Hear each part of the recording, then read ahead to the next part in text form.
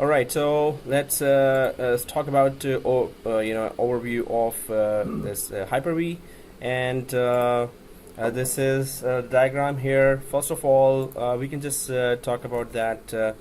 What is the difference between first of all, what is Hypervisor itself, and then we can talk about the difference between Hypervisor 1 and 2.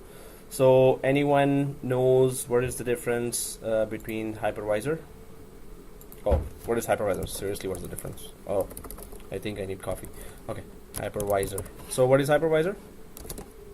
Is it an operating system or is it something else? Correct, exactly. Anyone else? Yeah, okay, sorry, just kidding. So, so Hypervisor here, a small software code which requires very less memory, processor, and hard disk for its own running.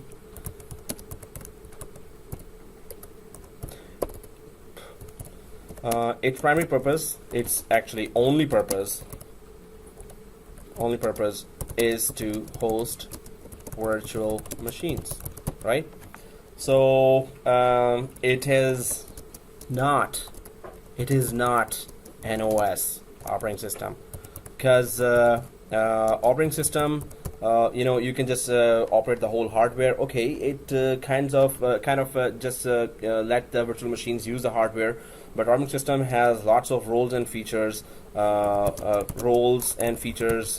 the Active Directory, DNS, DHCP, and there's a very long list of those. So if you have hardware, so if I go back to my diagram here in Visio, that you have a hardware server here, HP, DL, and some model of that. So you can install directly on top of it an operating system, or you can actually install here a hypervisor. So operating system you can install here, and then you can install hypervisor as well. So what's the difference? So if I just put that operating system here and remove these virtual machines, well, say here. Okay, so operating system here and hypervisor here. Can you tell me the difference? I mean, so what can you achieve from a hardware that has hypervisor, and what can you achieve from a hardware that has hypervisor? Operating system or hypervisor? If you have operating system, you are basically limited to one operating system. So one server is one server. Hypervisor, you can go multiple. Exactly. And as the hardware allows. Exactly. So here inside an operating system, of course, definitely, as you said, that there is just one operating system that can operate the whole hardware, but then you can install on top of this operating system applications, enterprise applications, and so applications like Active Directory, DNS, DHCP, SQL Server, Exchange, any kind of applications. But it's not like applications, I'm saying. Suppose you're installing AD, DNS, DHCP, yes, we can install that. But if it comes down to a member server, then we can only install any one of the application, enterprise application, like Exchange Server or SQL Server, either Exchange Server or SQL Server, right? So we cannot go ahead with two. So while here now it is a little different story, that if you, so okay, if we go back to this one, Exchange Server is installed, right? Now you cannot install, well, technically you can go ahead and install SQL Server, but it's not going to work because it has this server is, or this operating system and its registry has all the information of Exchange Server files. So some of the files may conflict with the SQL Server file. So what would you end up doing is that you have to buy another hardware here and then go ahead and install an operating system on top of that, and then install just another application which is SQL Server this time. So this means you had to purchase $10,000, $5,000, $3,000, or maybe more expensive hardware with all the features. The more features you put, like SSDs and bigger SSDs there, and processors, and RAM. So one operating system, one hardware operating system application, and then here you have a second hardware operating system and application, right? So imagine you have to install a long list of servers there, web server, print servers, file servers, and failover cluster servers. So that's going to be a long list then. But then we come down to Hypervisor, where we can do all this within one hardware. You install Hypervisor. The only purpose of Hypervisor is to host virtual machine, right? So one virtual machine here, if we put here, so one virtual machine, once you create a virtual machine, then you install OS on top of it, operating system inside the virtual machine, right? And then you go for application inside, and that could be an Exchange server here, right? So Exchange server you installed here. Then you go for another virtual machine on top of the exact same hardware. Because you have enough RAM, it is a high-end server, physical or hardware server. So you go for another virtual machine and then install an operating system there as well, and then you go for SQL server there, right? So, and we can keep on going here with a lot of virtual machines on the same hardware, saving your company thousands and thousands of dollars, because now you can install here print server, and then the list goes on, right? And then we can go for here file server. So we get the idea that okay, companies were crazily going for virtualization because they can save thousands and thousands of dollars.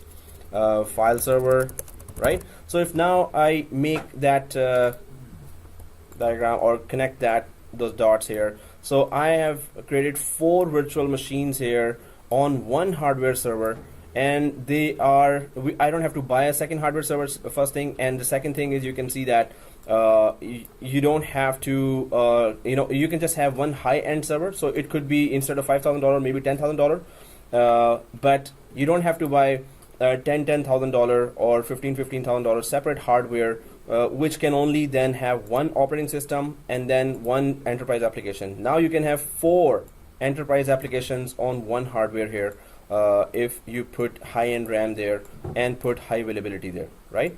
So if we have these kind of applications here, this kind of hardware here, so all we need is one Hyper-V Hypervisor installed. So it's not an operating system you have to install. You can install a Hypervisor. For its own running, it takes very less memory, hard disk, and processor. So for it saves all that hardware resources for these operating system, for these virtual machines that you create here. So you can imagine why companies went for that, because in one hardware server you can even have 20, 30, or 40 virtual machines, right? So these virtual machines, each virtual machine is saving you the cost to buy a hardware server here, right? So each virtual machine. So if you have 40 virtual machines on top of one hardware, you're saving the cost of buying those 40 different separate HP, Dell servers there, right? So that's why you will see that crazily every company has virtualization, either Hyper-V or VMware. So you should know, well, you should know both, but at least one of them you should know and go in depth. If you haven't done VMware course, I would suggest that really go for VMware course and really do in-depth labs, because VMware is the leader of virtualization and still is, although Hyper-V is really catching up now, because many companies which really want to save the cost, they are going for Hyper-V platform as well on larger scale. So it is a competition, but knowing anyone, especially VMware, it will clarify many of your concepts of virtualization and many of the high availability features of disaster recovery features of virtualization. You will better understand with VMware course, right? But Hyper-V, of course, it's a competitor. It's the second in the market. All others are coming. There's SoftGrid, there is Nutanix.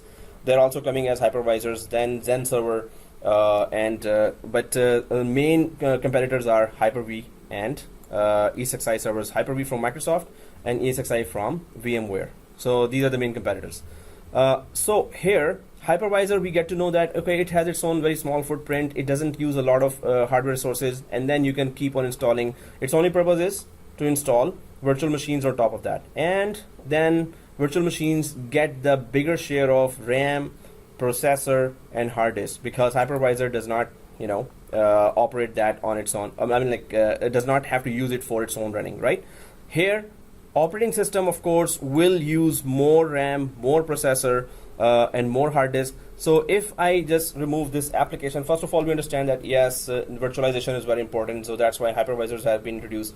But now, when we come down to, okay, we have an operating system here, and we can go for many other, we can install a hypervisor on top of operating system as well, right? Just like we are using now. So we have VMware Workstation on top of our Windows 8, Windows 10, yeah? Hypervisor, is it a free tool, or you have to license? Free. It is free for from Microsoft. It's free, and from VMware it is not. So VMware's hypervisor is called ESXi. It's not free. For 60 days you can get it. Then there you need to buy a license for that. But for Hyper-V from Microsoft, it wants to really compete with that. So the cost factor is one of the biggest reason that companies are going for Hyper-V as well. So it is free. Hyper-V is free. Sorry? Comes with the server. So Hypervisor itself is just a software that directly installs on top of a hardware. So there is no server operating system portions there. It's just a simple software that once you install there, then you can remotely connect it from any other machine like Windows 7, 8, laptop or desktop. You can remotely connect and then you can just start installing virtual machines. If you buy the hardware, it comes with So- Hyper-V, or you have to install it? First you have to buy a hardware, Yeah. and that is separate from HP, Dell, or any other, and separately go to Microsoft and buy Hyper-V from there, or actually download just Hyper-V from there, right? So, but the main thing is that which hypervisor you go for, you need to know the inside out of all those hypervisors there. Of course, after you have a hypervisor, yeah. It will be compatible with all the hardware? You have to see the HCL of that hypervisor, which is hardware compatibility list. So every vendor releases that. So majority of the mainstream hardware, yes, it is compatible. Majority of the mainstream hardware. So what's the difference between hypervisor and ESXi, yeah. So let's talk about it in this way. There is a hypervisor software released by then VMware, and its hypervisor is ESXi, right? So if I just copy that, now instead of VMware, I'm just gonna go for Microsoft has its hypervisor, and its name is Hyper-V.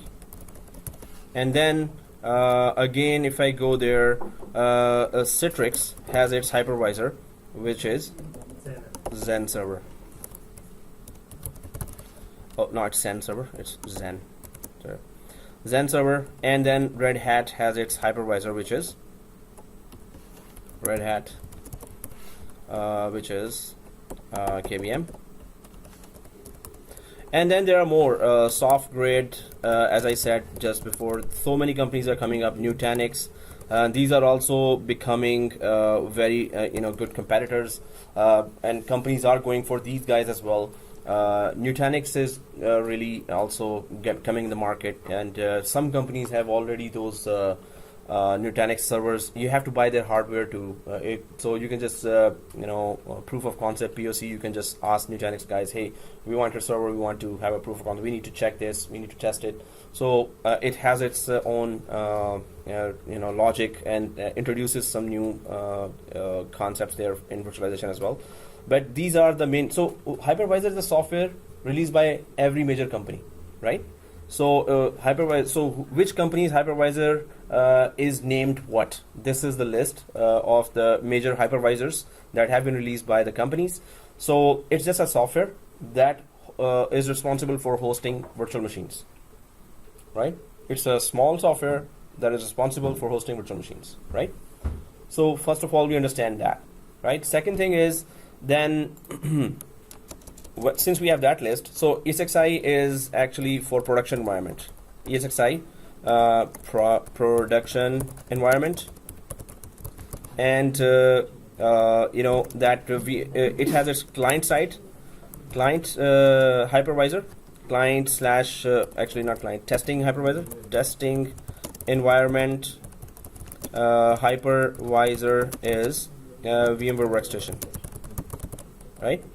So what we are using is VMware's client-side testing environment hypervisor, which is VMware Workstation, right? So, but yeah. So VM production ESXi or Hyper-V, what we do is we connect our virtual machine to Hyper-V, and we can access it from anywhere by like using the IP address.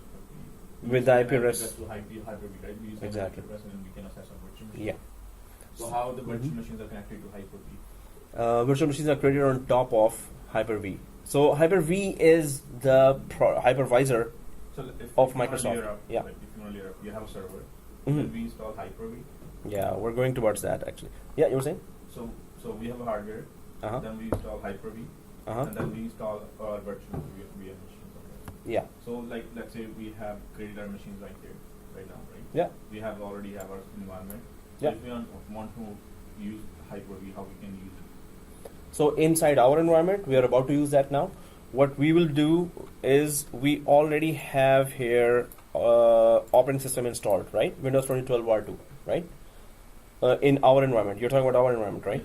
So in our environment, we have desktop machine, then we have Windows 10, then we have VMware Workstation, then we have inside VMware Workstation a virtual machine that has Windows Server 2016 installed, Yes. right? Inside Windows Server 2016, we are about to install Hyper-V. Hyper-V. Inside Hyper-V, we're going to install virtual machine as well. And again, So this is called nested virtualization. So virtualization inside virtualization now. that's my point. Yeah. Right. So it's nested virtualization. And you can do that inside Hyper-V as well. You can install a VMware environment. Inside VMware, you can install its own VMware virtual machines as well. And another question that Mhm. confusing me. So how many virtual machine we can like create in a server basically? Yeah, it depends on the hardware. So suppose you have 1 terabyte RAM Yes. and quad-core processors, 3.5 gigs, and SSDs like 10 terabyte. Wow, that's like $30,000 server. So that's heavy. So you can go up to 50 or more virtual machines So there. how much memory does one server take? How much we assign it? Whatever. we How assign. whatever you assign is the memory that it takes. So And then- we normally Exchange server, if you're installing, hundreds of users will be connecting. So I would give it 64 GB.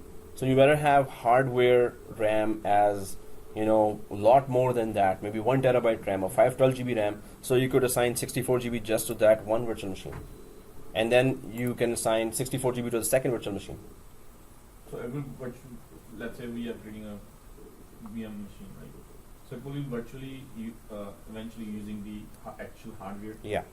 So we are saying like it's on cloud, right? So actually it's a physical hardware. Yeah. And we made it as a cloud. Yeah. It's on So when we say cloud as well, cloud is just another vendor's hardware or data center, Yeah. somebody else's data center, Yeah. and that data center is all virtualized.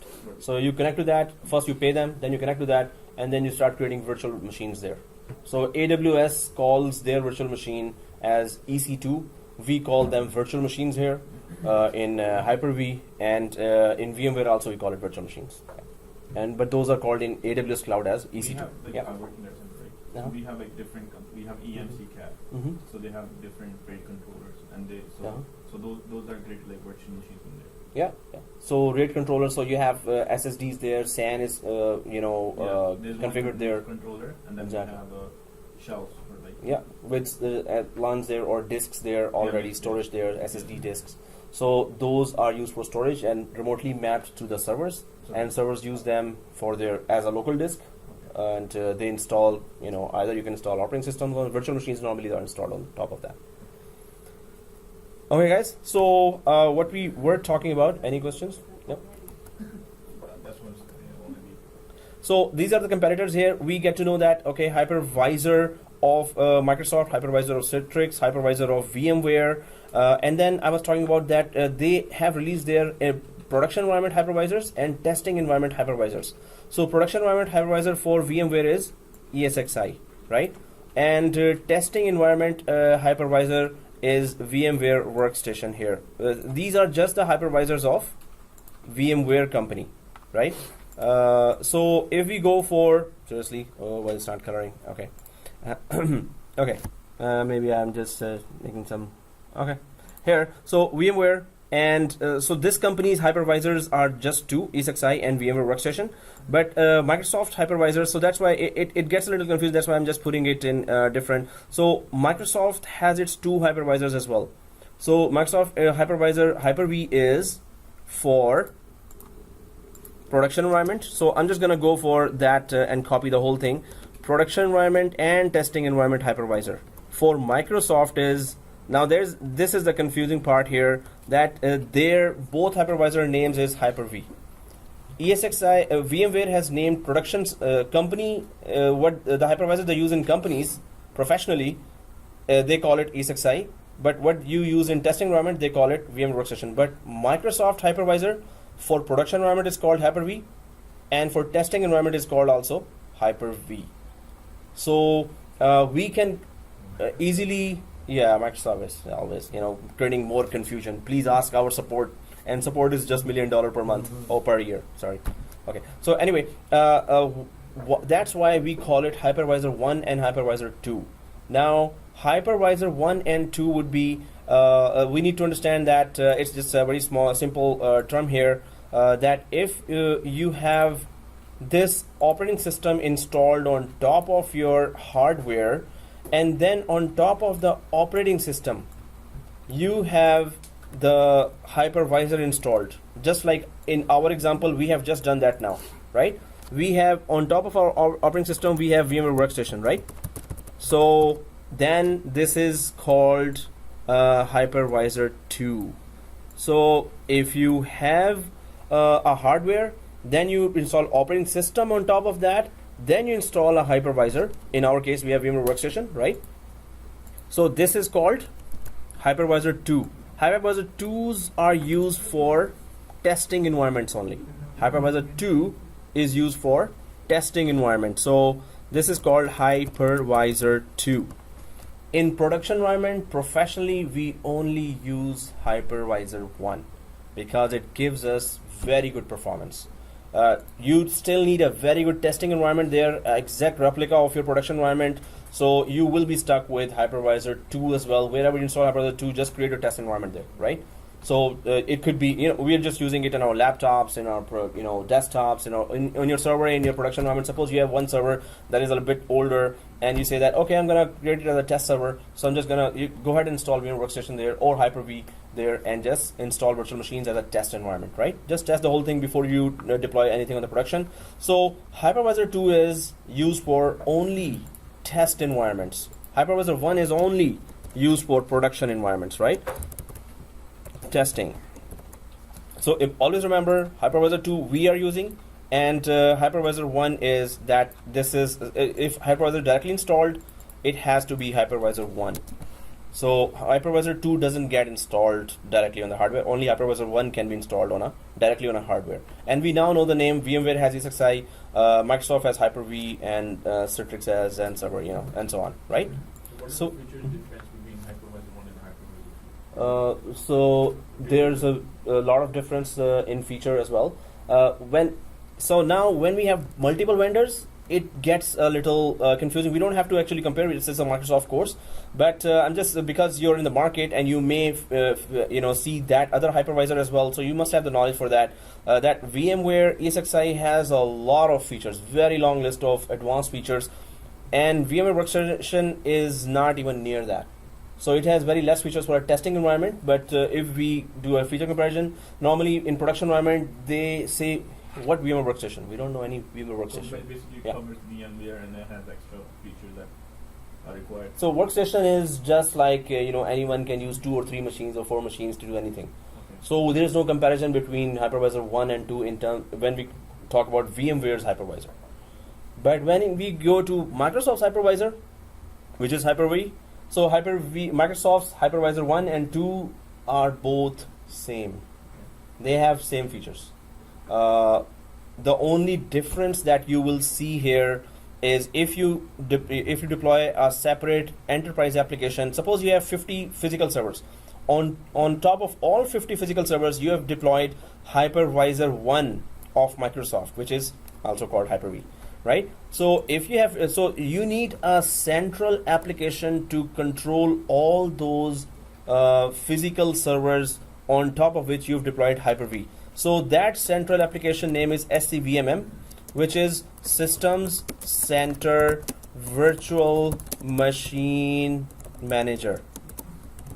Now, if you have that, you can centrally control all the physical Hyper-V servers or host. We normally call it, when you install a hypervisor on any server, you call it Hyper-V host or ESXi host or Hyper-V host, right? So these are all hosts. Suppose you have 50 hosts there, so you want to centrally manage them.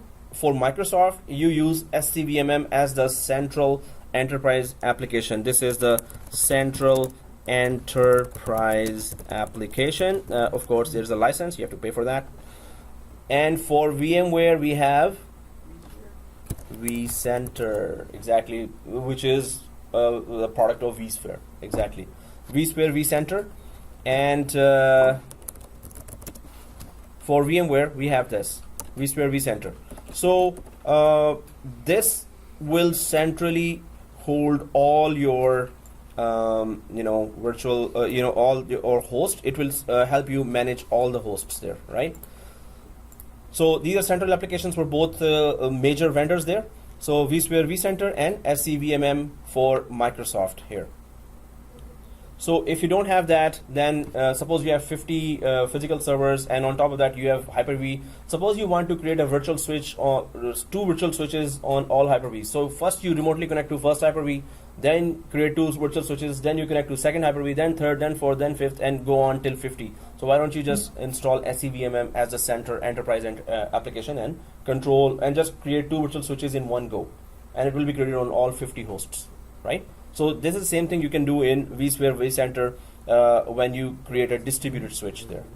Then you can just create, control the networking of all 50 or 200 hosts, 300 hosts, 500 hosts. As the corporations are larger, they have huge amount of hosts there, right? So we talk about that.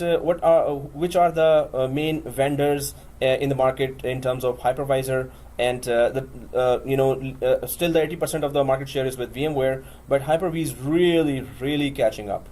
So normally you will see in the job environment at any given point, hey, we have VMware, but when we need a new service, it's a lot of money, so we have to fight with our bosses. So do you know Hyper-V? Can you install Hyper-V? So if you are a VMware expert, you need to know Hyper-V. If you're a Hyper-V expert, you should know at least VMware as well. Both are being used for the cost factor. Microsoft is used as well. But okay, guys, so let's go ahead here. We know that Hypervisor 1 is for production environment, Hypervisor 2 is for testing environment, and both VMware and Microsoft's hypervisors there. But let's just go ahead and try to find out about Microsoft's hypervisor. If you do a separate VMware course, that's always a very good choice. Then you would know some much more advanced features because we're going to use vCenter with that throughout the course. We're going to use vCenter, right? So vCenter offers all the advanced features, and you will really know that, oh, that's virtualization, really in depth. You will know that. Is it from Microsoft or VMware? The VCP vCenter is from VMware. Yeah. So the course name is VCP-DCV, where Data Center Virtualization, DCV, Data Center Virtualization. But here, so Hyper-V, of course, is that competitor. Now let's go ahead and try to discover what are the features there in Hyper-V. I'm just going to go briefly to the slide because there's a lot of labs there, and we're going to be discussing the same concepts when we see that those features in the slide as well. On the actual pages as well. Installing Hyper-V, create VM, and install OS inside. So we're going to be installing now Hyper-V inside our environment, and then we're going to talk about the storage of Hyper-V. Then we're going to talk about the networking of Hyper-V. Then we're going to create virtual machines as well and manage virtual machine, import, export, live migration, cold, hot, suspended migrations, storage migration with shared nothing migration. So there are a lot of concepts there that we need to discuss. We haven't gone to failover clustering. That's a little more, just slightly more complicated. It's okay. So we're gonna go ahead and yes, we're gonna have fun. Yes. Okay, so let's go ahead, guys. First of all, what is our plan here? So I'm just gonna go back to this paintbrush second slide, second page here, and now this is our environment here, and we're going for. So we have server 01 here, and in next class, guys, we need to create server 03 as well. So server 02, and right now we have server 01 and 2. And we have here AAA being offered by Active Directory, name resolution being offered by DNS, IP management being offered by DHCP, and well, group policies is being offered as well. But and GC, so forest-wide search being offered. White search being offered by global catalog services, right? So I haven't put those roles there, but you should know that what roles are giving what services here, right? But now we need to go to server 2, and already we have an operating system installed here, which is Windows Server 2016. But on top of that, we're going to be installing now Hyper V. And inside Hyper V, we're going to be creating a virtual machine or empty virtual machines as well. While we have this, the third server we already have, it is called server core. Yeah, server core 01, I think. Yeah. So here, do you remember what roles we installed last time? And Hyper V. Did we install all Hyper V? Do we remember that? Yes. In server core, we installed Hyper V role, right? Right. So in server core, we have, of course, DNS. We don't need that. We just wanted to know how to install that DHCP, but we have Hyper V as well. And we're going to confirm that. If you go for get Windows feature, I hope we remember that. So get Windows feature, then you go down to left side, you will see that Hyper V is also checked now, or crossed. Yeah. Crossed means it is installed. Or so, but anyway, this we know now, right? That we have Hyper V as installed there. We can. So here, the only benefit. Can you tell me what is the benefit of Hyper V installed here, and what is the disadvantage of Hyper V installed here on server 2? In server 2, the operating system is sharing all the resources. In server 4, there's an operating system. Yeah, or server core is itself is having a very small footprint, very light, and Hyper V is on top of that. So which one would be ideal for hosting a lot of virtual machines? Server core, obviously, right?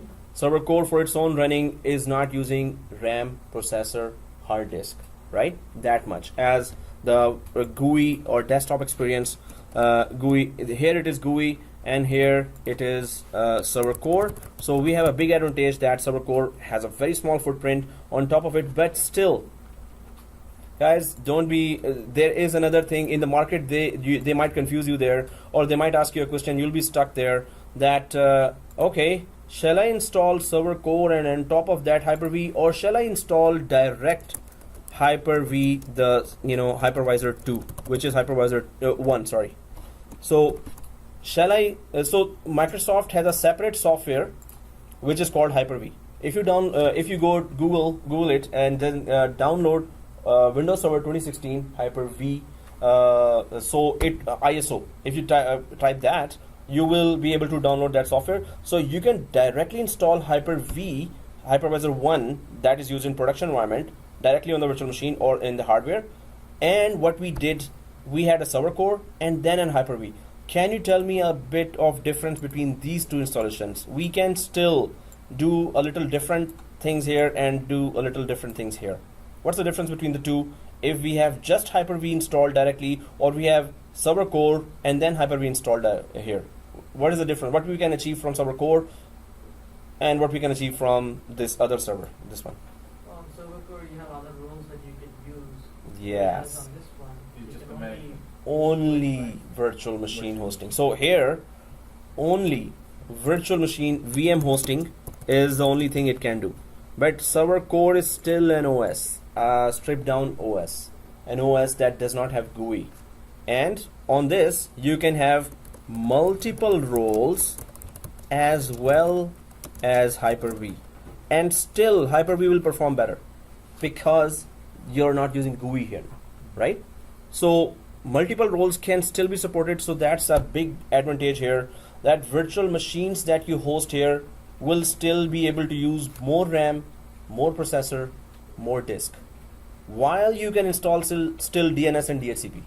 So you can, wisely use this server core version and install DNS, DHCP as well as Hyper V, and virtual machines will have enough RAM instead of going for graphical interface, right? So these are the three types you can deploy, and you can tell that you must know at least that Hyper V, if you directly install, you cannot do this. Well, server core and Hyper V install, you can do this, and graphical version and Hyper V, it's the slowest. Okay, so but we're gonna go for that now, right? So which one? Server 2. We already have server 2, and server core we also have, right? So we know the difference here, right? Advantages and disadvantages, right? So if we know all that, any questions? Okay, so we will keep you, if you haven't started server core, it's okay, keep it shut down right now. For now, let's go to server 2 here, because we need to understand some of the installation or configurational steps, and some of the reasons of choosing which step and why. So let's go to server 2 here and simply try to deploy Hyper V. Now it is our testing environment, and testing environment is being hosted by the great rival of Microsoft. VMware is the great rival, right? So let's go to server 2, guys. Let's go to server 2 here. So server 1 is there. I hope everyone is logged in from NetAdmin. And server 2, I hope we are logged in from NetAdmin from both servers, or domain administrator. Main thing is you need to be logged into from domain administrator. So don't log in from local administrator by mistake if suppose you don't have NetAdmin. So server 2, I'm just logging in now. We're going to use the Hyper V role to be installed on server 2. Now for this role to work, you do not we don't use Active Directory authentication for that. You could just log in locally if you want, but because we are just discovering that what are the features of Hyper V in a standalone server or a member server. Then later when we go for advanced features like live migration, then we really need an Active Directory to be there. Right now, if you don't have Active Directory, so I'm just talking to Ali. So if you don't have Active Directory, it's okay for now. But if we are done with those labs, we will go directly to live migration. That is where you really need the other. Yep. So if we have logged into machines, how we can know what user we are using right now? Yeah, so you can just go to this command prompt here, command prompt admin, and just say, who am I? That's it? Yeah, that's it. So you have to screamly. What's wrong with me and my English? Okay, yes, who am I? NetAdmin, right? So, and the domain, it says, suppose you have child domain, suppose you have more domains there. Okay, guys, so are we all logged into server 2? Yeah. Okay, so let's go ahead and in server 2, of course, I'm assuming that we are logged in from NetAdmin. So if you're on dashboard, click the add roles and features. On server 2, if you're on dashboard, click roles and features. He will get the salary. I will make sure he gets the salary when he applies for the job. When you apply for the job, he will get the salary. So, So is this a built-in in the older server? yes. So which hypervisor are we about to install now in terms of Hyper V? Are we installing Hypervisor 1 or are we installing Hypervisor 2 now? 2. Exactly. Sponsor for next Timbits. Remembering the diagram. Oh, okay. Yeah, exactly. So add roles and features, guys, and we're going for Hypervisor 2. Okay, so this is, before you begin, of course, always comes, just go ahead and next. Role based and feature based, it will always be like that throughout the course. We're not going for VDI yet. Next. Make sure it's showing you server 2 here. The 3 pages, yeah, just next. You asked Yep. for to download the ISO file. No, we can do that. If you have started, it's okay. You can download. Did you find it? Because I'm going to send you a link for that. There is a too many. Yes. No. So Hyper-V, I'm gonna send you the link. So we need to have trial version of the Windows Server 2016 Hyper-V ISO file.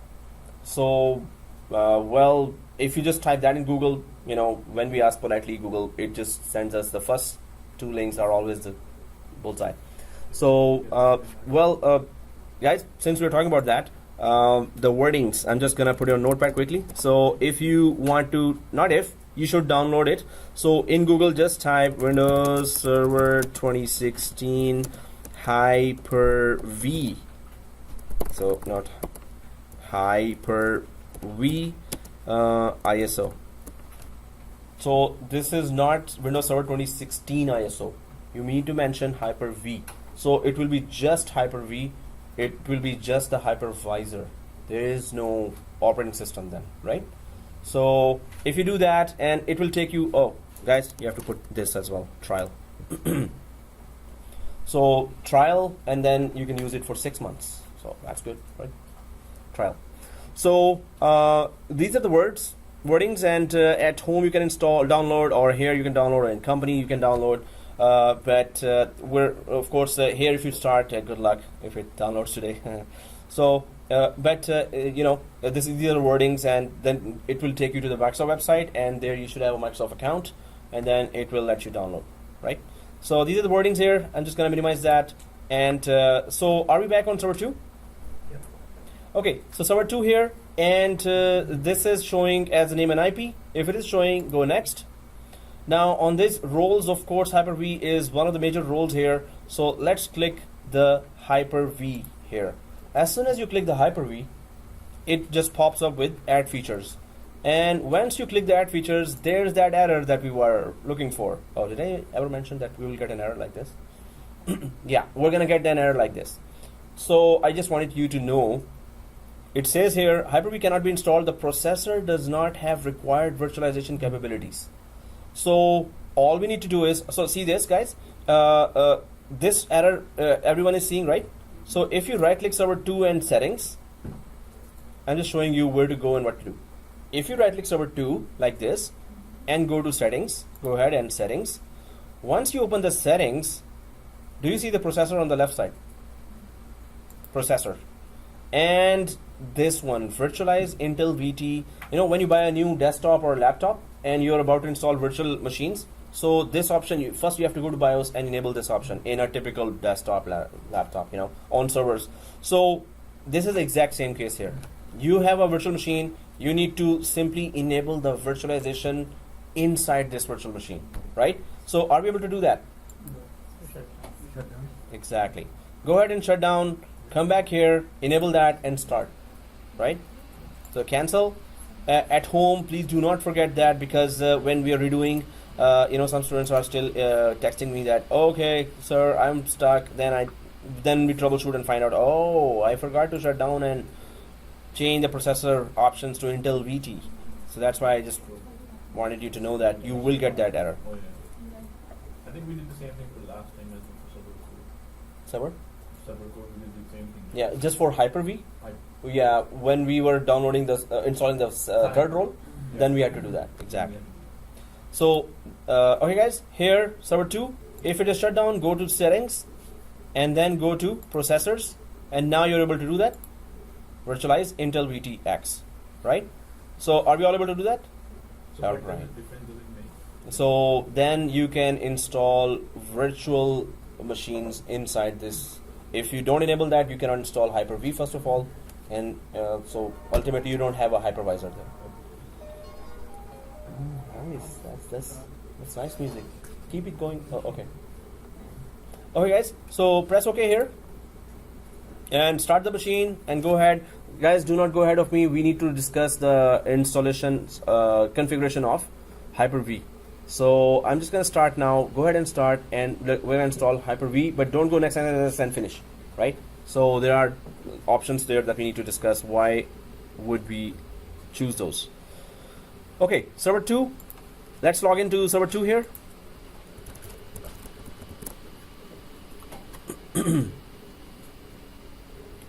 So I hope we are all doing the labs at home or in the companies, and many of you are sending screenshots, and some of us are not sending screenshots. Oh, okay, yeah, blame him. He will get the salary. Okay, yeah. So. I'm getting the same issue. I uninstalled VMware, Mhm. reinstalled it, and then tried to do the machines. And we need a good hardware. We're stuck to that now, right? That's 8 GB. No, but it's not very friendly. It's not made for tough labs. So try it, but we're piling up with labs here, and if you're not redoing the labs, guys, we are really wasting our time here, right? These are tough labs, and if you're not used to it, you're wasting your time, right? So you need to do that career investment very soon. So start looking on Kijiji, and some of us have bought already. You can just ask them. Especially, 4 guys here have already purchased their own laptops, so they can give you a very good hint of where the cheapest ones are, right? So, but yeah, if it is giving error, I would have just set it aside or give that laptop as a gift to the teacher. That's it.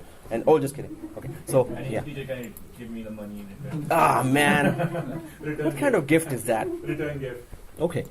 So, okay guys, so let's go ahead, server 02. If we have logged in, we know what to do here. Dashboard and add rows and features, right? And now no one should be getting an error. So next. Of course, the first 3 screens, we don't care. Well, in production, you have to care about every screen. So Hyper-V here, and add features, and it should be just letting us go ahead now. Okay, so everyone is like that, right? Okay. When you select this Hyper-V provides the services that you can use to create and manage virtual machines and their resources. Each virtual machine is a virtualized computer system that operates in an isolated execution environment. So each virtual machine has its own, OS and application. So they are having isolated execution environment. This allows you to run multiple operating systems simultaneously. Okay, everyone on this page? Yeah. So even if you don't have that, Active Directory or thing, you can still do that lab with us if you want. So everyone there? Loading? Okay. You there? You're there? Loading. Oh yes. You guys are there? You guys are there? Okay. Loading. You're there. Okay. And okay, so you're taking mental notes and click, right? So okay guys, here, yeah, you're there. Oh, you're kind of doing the lab. Oh, you're with us, right? Yes. Kind of with us. Waiting for the snack. Right. So we're not gonna finish this wizard, so please keep looking at it, because I'm gonna be explaining some of the features on the next page. So it's gonna take some time. By the time I'm sure you're gonna join us. So Hyper-V here, and click next. Nothing in the features, right? Nothing in the features. So next again. Now it shows, oh, Hyper-V is very good, and please buy Hyper-V and make us more rich. Thank you very much. So anyway, next. Now we reach this page. So server roles, features, Hyper-V, and virtual switches. On the left side, you can see virtual switches, right? So just like physical switches, you have to connect the computers, the Ethernet cable, and then they get connected to each other and to the outside world. We need a virtual switch here as well. So every virtual switch in Hyper-V has to be connected to a physical network adapter. For us, this virtual machine right now, as far as Hyper-V is concerned, this virtual machine is actually a physical server. It could be a physical server, it could be a virtual server, it doesn't matter for a Hyper-V that is being installed right now. So as far as Hyper-V is concerned here, it thinks that, oh, Ethernet 0 is my physical adapter. So if you connect your virtual switch to the physical adapter, then whatever virtual machine, suppose we create 5 virtual machines now inside this Hyper-V. Suppose we create 5 virtual machines. All those virtual machines we can connect to this virtual switch, so they can talk to each other and to the outside world, right? So those virtual machines will consider themselves as a physical machine, and this virtual switch as a physical switch. Yeah, so they can consider it like that. Otherwise, we know that they are virtual. So the main thing here is we're going to select this. If we select that, this means yes, Hyper-V, we are allowing you to connect your virtual switch that you're about to create, one virtual switch here. So we're just connect that virtual switch or map that virtual switch to the Ethernet card we have. Well, the recommended setting is that you should have a second Ethernet card here that is responsible for your LAN DHCP settings. Right now, this network card will also do that, but it will have the additional traffic of virtual machines as well, right? So if you have two network cards, or ideally we should have 4 or 8 network cards in every virtualized host where you're installing Hypervisor 1. Normally, servers are coming with 4 network cards, built-in network cards, or you could just make sure that you have enough network cards. Later you have to install them, because there are some advanced features that you would need a separate network cards or NIC teaming. Anyone ever heard of the word NIC teaming before? So what is NIC, first of all? NIC is my neighbor who lives... No, not that NIC. Okay, a NIC, network interface card, right? And teaming means? Pairing. Why? Why do you do that? Let more traffic go through. More bandwidth and increasing the bandwidth, and also LBFO, not LCBO, right? LBFO. So it's load balancing failover. Load balance, and also if one goes down, the second one is. So it's normally active the network cards. So NIC teaming has many. So if you were doing that in VMware right now, and you have added second network card, it would have automatically NIC teamed there, right? So anyway, but this Hyper-V is still catching up fast, right? So guys, here, yeah. Oh, still the same error after this time. That you cannot add Hyper-V. Yes. Did you shut down? Yes. Did you shut down and click that option, the processor, and this option is right now checked? Sponsor for next 20 tidbits. Before it was 10 tidbits. Okay. Okay, so please shut down and take your time. Go to the processor area. Make sure it is clicked. Okay, guys. So, but don't worry, we're not going ahead. And if we are gone ahead, please let me know where you are, and I'll tell you where to go. Right. So here, Ethernet 0 is connected. So we understand why we're connecting that. Virtual switch has to be there. So virtual machines should communicate with each other and to the outside world. And virtual switch must be connected to any one physical network card here for the virtual machines to connect to outside world and to connect to each other as well, right? So it's going to create a virtual switch now, and we have already told yes, you can use our network card. That's what we did. Do we understand this, right? So let's click next. Okay, this is mucho importante here. Okay, so here, excuse me, and allow the server to send and receive live migrations. So live migrations, very important. So anyone knows what is a live migration? We all know what is migration, right? What do you mean by live? Oh. Live is like, CP24 is there, and okay, you're live now. Yeah. And it's in production. You can change. What do you mean by in production? Like when the server is in use. In use by end users. Exactly. So live migration would be that, first of all, let me just create some space here.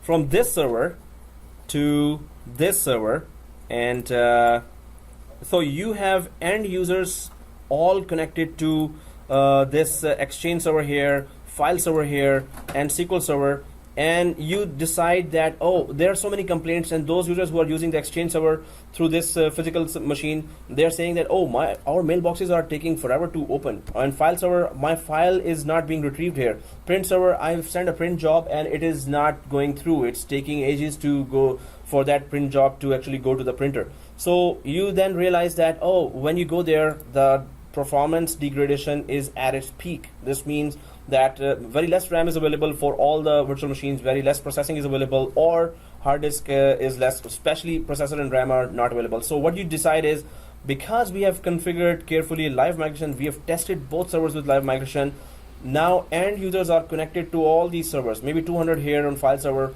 100 here on Exchange server, 500 here on print server, and multiple applications are connected to SQL server, and you decide you're going to live migrate 2 of them to ease the load on the memory and processing, to ease the load, to get off some of the load on memory and processing. And you then also see that, oh, the next server has machines that are not being used, or it has a lot of memory and processing available right now.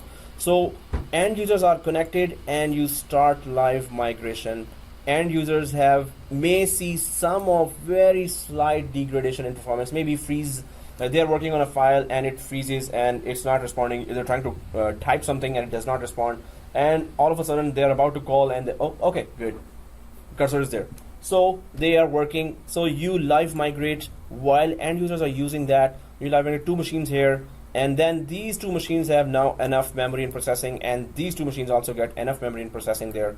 So degradation of performance is very less, and users are now using that, with speed. So these this server, Yep. the physical Yeah. server now has 2 Exchange server, virtual server. Yeah. So 2 virtual machines are there because we live migrated 2 more to the other server. No, I understand, but there was already an virtual Exchange server over there, Yeah. right? So there were these 2 machines here. Yeah. Right. So it can have 2 virtual machines running the same application. Exactly. 2 virtual machines running the same application. Yes, we can have 4 Exchange servers. We can have 4 web servers running the same application. So load balancing and failover could be also offered on top of 1 physical server with the help of 4 virtual machines. Those virtual machines they will work just like a physical machine, but we just save the cost and they actually are working better there.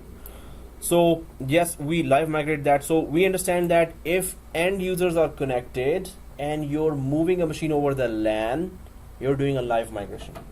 End users are connected and doing their work and they're not disrupted at all. There is no downtime when you did migration. There is no downtime, right? So if there's a downtime, that's not a live migration. And we can retrieve the virtual machines back to this physical server. We can live migrate them back, but you don't have to put them back because it's working fine here. So keep them there and they can just keep working here. Whenever it has degradation of performance, you can just see whichever server is there and just live migrate there. So but before you have to keep those 2 servers fully configured and keep them testing every month, maybe every 2 months. Then all of a sudden, if you need to live migrate, this is the last resort. We cannot just okay, let's just move it just for the fun of it. Cool. It's been a boring day. So anyway, it's a last resort when you have no other choice. When you have no other choice, then you go for this. So that's why I say that please test your environment before an emergency arrives. Test your environment. If it does not live migrate at that time, it's like a Titanic. It's like sinking right now, and you're like, oh, it doesn't even live migrate. Oh no, why didn't I check that last month? Okay, so anyway, this is live migration, right? What is replica? So that's another concept. In live migration, we can live migrate or move the machine. It's not copy, it's a move, right? Machine is no longer here, it moves to the other physical server. Replica is that you have an active server here and you have its passive server here. So Hyper V Replica just means that you have an active machine and its passive machine is sitting on another hardware here. This means that, of course, if you lose the whole hardware here, this passive becomes active all of a sudden, and it is supposed to not be giving you downtime, but we're going to check that, we're going to test that. It's not a true high availability. You do get a downtime there. You have to turn on the server there unless you enable failover clustering, which is the next upcoming topic. Failover clustering, it's a little more complicated, but still fun to install and configure. But the main thing is Hyper V Replica. You have a copy of a machine here. One is active, one is passive. Now, anyone knows which machine is taking the end user connections between these two? Which machine is taking the end user connections? Active machine is taking end user connections. Passive machine is doing what? Replicating. So whatever modifications are being used or are being done on active machines, they are being synchronized, replicated to the passive machine up till the last second. So as soon as, or if the disaster happens, the passive becomes active, it should start from where active machine left, right? So end users will be redirected to this machine, and it should be updated fully whatever was going on in the active machine. So it will be replicating everything. This means you need 2 network cards when you have the Hyper V Replica configured. So you could have NIC team it, and then the better for Hyper V Replica and live migration, you should have separate network cards, separate network range. Suppose your network is 192.168.200 subnet you have. So for live migration, I would put 192.168.201 subnet, and for Hyper V Replica, I would put 192.168.202 subnet. We will put different subnets. Even we can put separate switches here and there, and then put a separate network cards. So one network card here for LAN configuration, right? DNS traffic is coming, regular traffic is coming. Second network card you can put just for live migration, and here also second network card just for live migration. Third network card here just for Replica, and third network card here exactly third for Replica, right? So you can have separate network cards, so the traffic because bandwidth will be huge here used. A lot of bandwidth will be used for Hyper V Replica, and whenever you do live migration. Live migration, it doesn't use a lot of bandwidth, but it should still have a separate network there. But Replica, it's synchronizing, updating. So you must have separate network cards here. Yeah.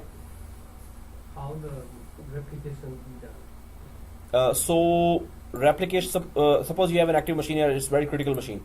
So you you go through the wizard and enable replication. So what does that wizard ask? Which is the partner hardware server you have? So we first point out, okay, this is a partner hardware server, and then it goes ahead how much copying you want to do. You want to send 5-minute replication, 15-minute replication, 30-minute replication. So you suppose you select 5-minute replication. Every 5 minutes it's gonna send. So then when the wizard finishes, it creates the copy automatically and connects them together and starts replication every 5 minutes. So the wizard asks everything, and then it sets up the copy for you. It's the same rule, right? Add feature and rules and feature.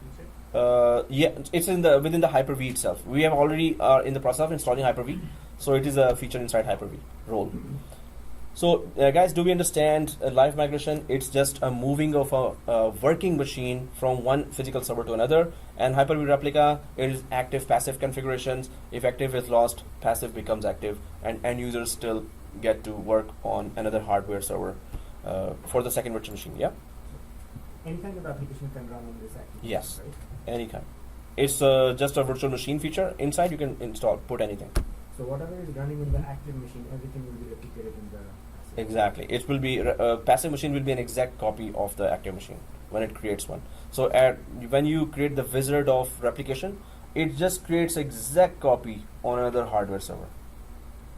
So yes, it will be an exact copy, and it will just keep on saving, replicating, saving everything.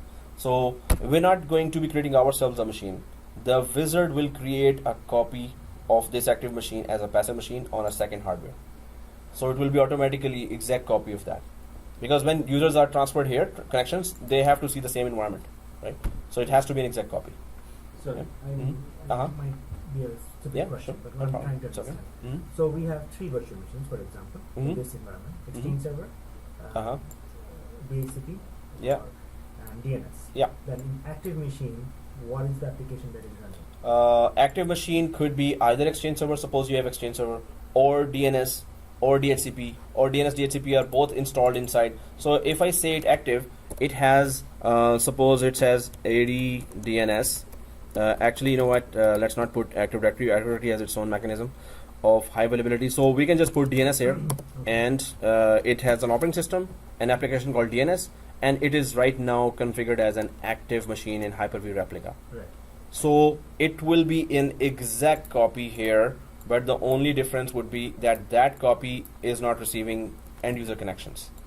That copy is, so if I just create that copy now here, so this will be just, the only difference is it is passive. And the second thing is end user connections are not, it's just, so end user are connecting to here, to this machine, and all the things are getting replicated, all modifications are getting replicated to the passive machine. it could be Exchange server here, right? It could be file server here. It could be print server here. It could be any application on top So of that. we have to create a passive machine for each of the applications. No, we have to. Passive machine is a copy of a full virtual machine. Inside virtual machine, you have OS and then whatever application you put. So It's a copy of the virtual everything. machine itself. Okay. Yeah. If the active fails, passive becomes active, right? Yeah. Yes. What is the turnaround time? Well, it is normally milliseconds, but you're gonna discover when we do test it because we're gonna crash the server. So it's not, then you would say, oh, where's VMware? Let's test that. So it's not that true high availability that Hyper-V is talking about or Microsoft is talking about. So you will lose, suppose you put every 5 minutes, send that. So if it was on the 4th minute, the machine went down, so at least last 4 minutes of data is lost. So it was not replicated because at the 5th minute it was supposed to synchronize, right? And it will be instant in milliseconds. It should be turning, enabling that machine. In that case, you have a possibility of losing some data. 5 minutes of data, as I said.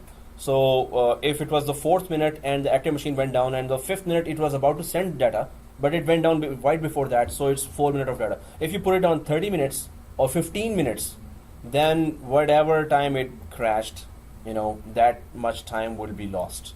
That data is lost. But we were taking backup, but it's not every minute backup. But when you go with the wizard here, you will see that it is offering many other types of backups inside, many other types of configuration saving features there. So we're going to see that. But when we finally test that, it's not going to be that thrilling as it looks like now in theory. So it's better always to test everything and you will know firsthand, okay, that's how it works. I was thinking this. In theory, it is a good replica feature. When we test it, it's like, okay. So anyway, let's go ahead. These were just the brief introductions, and then this was very brief introduction. Yeah, very brief. But we wanted to understand something, right? It could take longer time, so we're taking our time, right? But do we understand, right? Because we're gonna implement that at that time. I'm sure you would have remembered that. Oh yeah, I asked that. So there will be lots of questions, but any question is always welcome. So here, let's just go back to our environment server 2 here. And it says here, allow the server to send and receive live migrations of virtual machines, which is okay, but what are these two options here? One is saying Credential Security Support Provider or CRED SSP. The second option says use Kerberos. Of course, in production environment, you will be using Kerberos, but what are those? So if you keep it on CRED SSP, so if you are connecting directly, if you're sitting in front of the Hyper-V server directly and you log in and you initiate a live migration, so you can still keep it on CRED SSP. If you are remotely connecting from your laptop that the company gave you or some desktop, you're remotely connecting to a Hyper-V server and then you're initiating a live migration, you need to be first authenticated who is connecting from remote. So Active Directory has to confirm, is this the user, legit user who has authorized to initiate live migration? So then you will be able to live migrate. If you select this option and you remotely connect from your laptop to a Hyper-V server and try to initiate a live migration, it will give you an error. Oh, I don't know who you are. So if you select this option, then when you remotely connect and start a live migration, it will let you live migrate. So the only difference here is if you select CRED SSP, suppose your data center is on 4th floor, I don't know. So you have to go to your data center, log into your Hyper-V server there and put on a jacket because it's always cold, right? So, and then initiate live migration. Oh, after 1 hour, oh man, you have to live migrate again. Okay, where's the approval for data center? So it's always, the practical thing to do is always use Kerberos, right? So we are sitting in front of our Hyper-V, we can use CRED SSP, but in production environment, you will be using Kerberos because you will always be remotely connecting. You only are allowed to go to your data center when it's a break fix. It's an emergency, right? They don't let you go inside data centers like, hey, I'm walking around, so why don't I just check the servers? Yeah, right, go back. So, okay, so CredSSP here, if you are in front of the Hyper-V server, you're not remotely connecting. Use Kerberos if you are remotely connecting, right? So we can do this CredSSP right now, but we're going to go for the longer lab, which is Kerberos, because in production environment, you're going to be using this, right? So you need to know what else to do in order for me to remotely connect from anywhere, get authenticated from Active Directory's watchdog called Kerberos, because it woof woof if you don't have the correct password. So this Kerberos is authentication system, very tough authentication system, right? So we're gonna remotely connect to our Hyper-V, and then we're going to initiate live migration. But then you have to enable constraint delegation, which we will know when, which I will explain in detail when we actually go towards. Even if you uncheck now, it doesn't matter. We can check it whenever Hyper-V is installed, and maybe after 2 years you need live migration. We can just check it later as well. But right now, I just wanted to explain that CredSSP, if you're sitting in front of it and starting a live migration, CredSSP is good. If the server is sitting on top in front of you, which is not the case in majority of the companies, otherwise you have to remotely connect, configure, use Kerberos for that. Do we understand that? Right? Any questions? Mm-hmm. Yeah. So this the whole steps. Okay. Yeah, sure. Which ketchup? Mango. Okay. So no, because I'm hungry, so that's why I asked. If you mention food, I'm like always conscious. So from where? Previous steps, right? Yeah. Which screen are you at right now? Are you here? Yes, still Loading? have the same error. When I go to the setting processor. You have to shut down the server. Did you shut down the server? Shut down gas. So you have to right click and power and shut down gas. Only then. Only server 2. Did you do that? No. Okay. So it's 9 coffees. Yeah, 9 coffees and Timbits. So, oh, sorry, 10. Sorry, there was another order as well. So when are you getting coffee on Monday? Yeah, we can just bring the jug, Yeah. Oh, there's a break time as well. Oh, there's a new suggestion here. So that's even better. Okay. Okay. Okay. So shut down gas. Yeah, if you've done that, right? So once you do that, it will show you a fully white screen, right? Okay. So is it white screen or not this white screen? Oh, there's a camera on the background. That's good. So, okay, you got 911, regional 911, which is good. And so we're connected. No, he's connected to you, right? So, virtual connection, yeah. So, so we are tracking the progress now, right? So you look here and look there, and let me know if my help is needed, right? So we are working as a team here. So we're going to make it happen. Da-da-da. Okay, there's background music. Okay, guys. So here, next, we were talking about that we need a virtual switch. Yes, we're going to create that. It will be mapped to an Ethernet network card. Then we were talking about live migration. What is live migration and what is Hyper-V Replica? Then we talked about what is CredSSP. CredSSP is that you directly connect to the server. Then CredSSP is okay, but servers are normally in a data center. You are only allowed to remotely connect, and you cannot initiate a live migration if you don't configure this feature. Use Kerberos, right? So you have to have this feature in order to remotely connect, in order to initiate a live migration. Do we understand that? Yeah. So Ali, we're understanding that, right? Yes. Okay, cool. So any questions you can still ask, but whenever you reach the steps, let me know, or the regional support here as well. Oh, any more questions? Yeah, 20 more teammates. No, every question is welcome. Come on.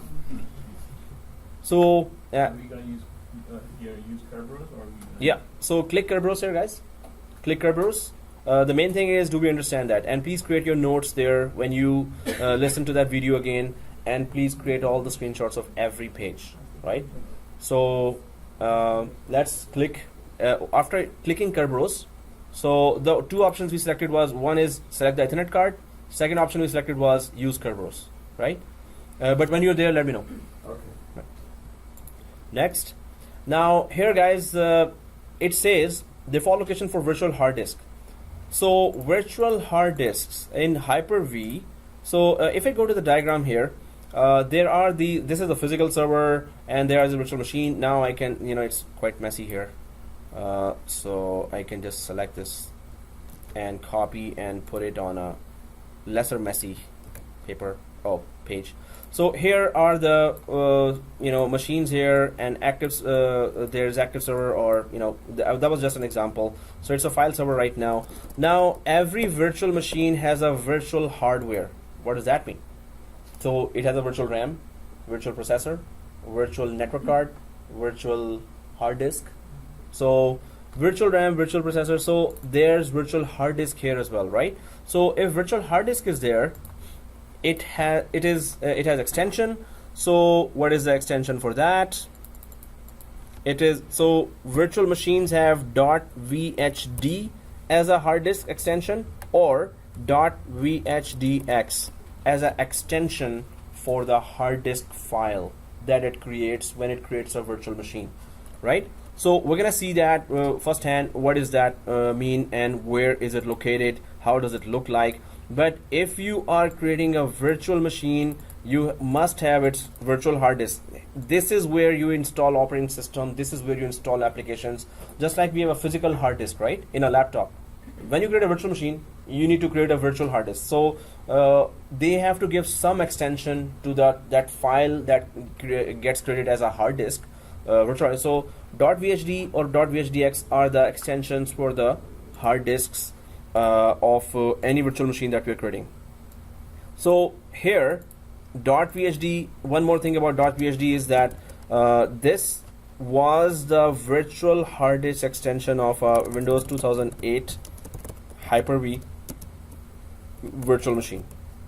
So VHD, if you have Windows 2008 still installed, if you installed Hyper-V on top of that, so that virtual machine has a hard disk extension that is .vhd. So if you see any .vhds present in your file servers, in your SAN, in your LANs, the remote disks, then you should know that, oh, it's an old virtual machine. It is, if it has extension of .vhd, this means it has to be Windows 2008 Hyper-V virtual machine. It cannot be Windows 2012 Hyper-V virtual machine or Windows 2016 Hyper-V virtual machine, right?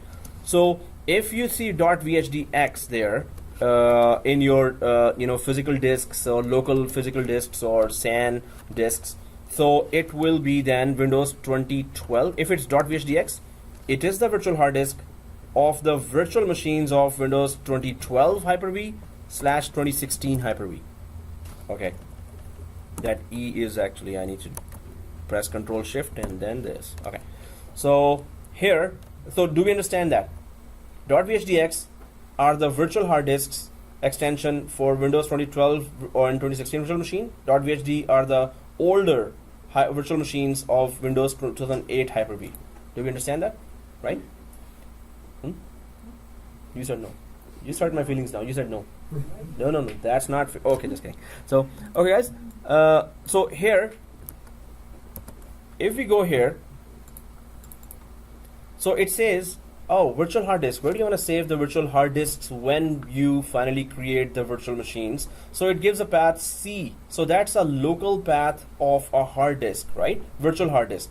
So this is the typical path of a virtual hard disk, and where will you save your virtual machine and its files? So this is the path for virtual machines when you create. So virtual machine gets created, automatically its virtual hard disk gets created. When virtual machine gets created, it will be saved in this path. Its virtual hard disk will be saved in this path. In production environment, we do not use local C drives, of course. In production environment, we go for, so if I go back to the diagram here, so you're supposed to have actually LAN here. So if I go to all icons, do we have, oh yeah, there's a SAN machine, SAN diagram here. And here, so I'm just gonna put that. So you normally have SAN here. and your there are LANs or remote disks that are connecting there. So normally these will be they will be like maybe 10, 20, 30, 40 or 100 disks connected here, right? So normally those are remote disks or LANs, right? So these virtual machines, its hard disks, virtual hard disks are actually saved on LANs or remote disks. So when you are creating a virtual machine on top of this server and you're saving its files, you're actually saving its files on a SAN disk here remotely. They are only mapped here, but the virtual disk files and the virtual machine files are normally saved on SAN disks, right? So we have a C drive here, the local disk. That in production environment, that's not good. So normally you have SAN disks or LANs connected to each hypervisor here, and those appear as a local disk. So you will see here E drive, F drive, H drive, G drive, and it goes on, and you have a long list of drives. Those drives appear as if they're local drives, but they're actually connected from SAN, right? So you can safely save the files on those drives instead of C drive. C drive is containing what? Anyone knows what is C drive containing here? Suppose you have E, F, G as LANs or remote drives. So what is the purpose of C drive in that physical server? What is it containing? What files is it? Operating system. Yes. In our case, it is. Not in our case. In a production environment, it will be not an operating system. It will be Virtual machine. no hypervisor. Hypervisor. So again, this is an important discussion. Hypervisor will be living in this local drive of the physical server. Virtual machines will be living on the SAN disk here. Virtual machines should not be living on the local disk. Suppose C, E, F, G are all local, then onwards are all, suppose you have 20 more disks, and those are actually LANs or mapped network drives from here. So always create your virtual machine, its virtual machine files and its virtual disk file on LANs here. You have local disks, avoid them. You have mapped disks, LANs, always choose those and save your virtual machine files on the disks. And what is the benefit of that? If your system failure, then you have a backup on the. Exactly. Suppose this server crashes, these files were never there. They were living here all this time. We are just utilizing that Memory and processing. to process the data to Yeah. another device. So we are just, virtual machines are just using the memory and processing of this server, while the disks of a remote SAN we are using here. I have a question. Yeah. So those applications will be installed on the physical device itself, and whatever the information we will send to that application will be stored on the SAN, right? So physical device, which physical device you're talking about? So this is an application here. Exchange server is installed, right? It will be installed on that hyper. This virtual machine here. It will be installed on that device, whatever it is. Exchange server? Exchange server. So on this physical server, suppose I remove everything. On this physical server, there is one disk there, suppose. And that one disk has one software here. What is that software? Hypervisor. That's the only software we have, right? Hypervisor is hosting virtual machines, right? So inside virtual machines, you put operating system and applications. Okay. Only inside virtual machines, right? But the files of the virtual machine are always on SAN. When they are loaded, they wake up. So, hey, wake up, virtual machine, we need you to work. So they wake up from there. Oh, okay, I'm on SAN and I'm waking up now. Oh, where's your RAM? I want to work now. So, oh, there's a RAM, 1 terabyte RAM. Okay, I'm just jumping on that RAM. And where's the processor to make me work? Processor is like a whipping that work. And RAM is that ground on which it is loading virtual machine, right? So it is sleeping there in SAN while it is working on RAM, and processor is that boss. Hey, are you working? Oh, you have this much load. Okay, give me that load. Let me just handle that load for you. So RAM and processor of a physical server are being used while the hard disks of SAN are being used. That's the ideal production environment configuration of virtual machines. Yeah. And you still need passive.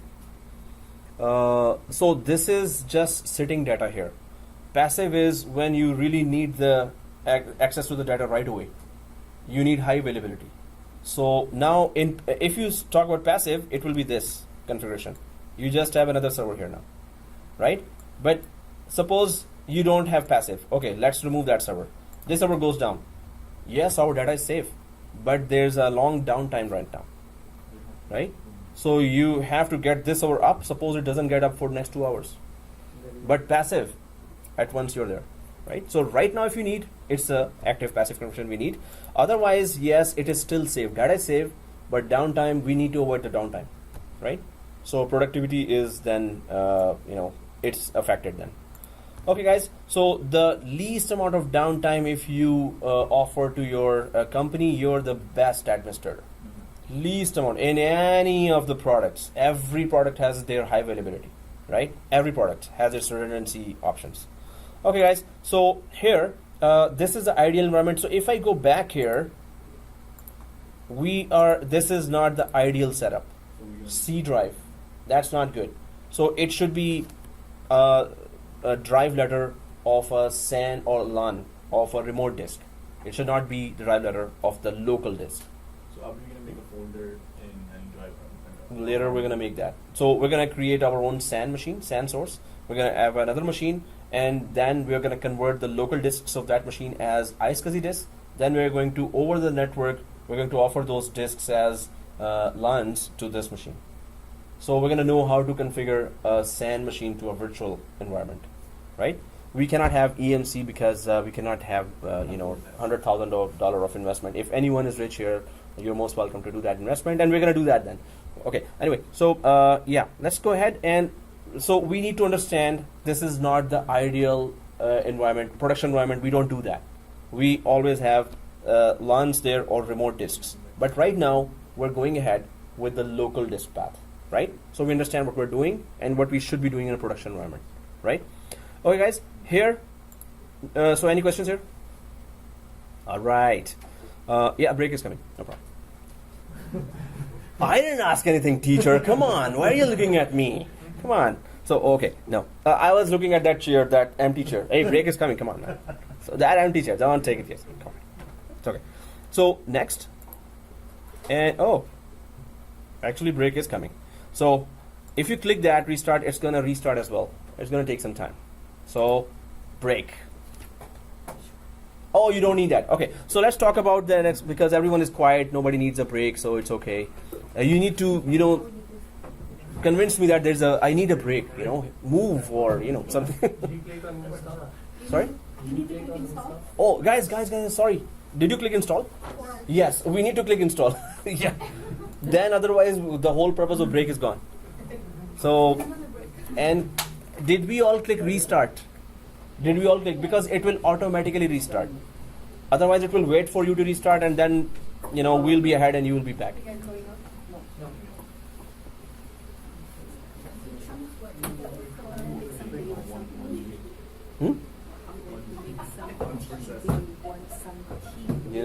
You're stuck now.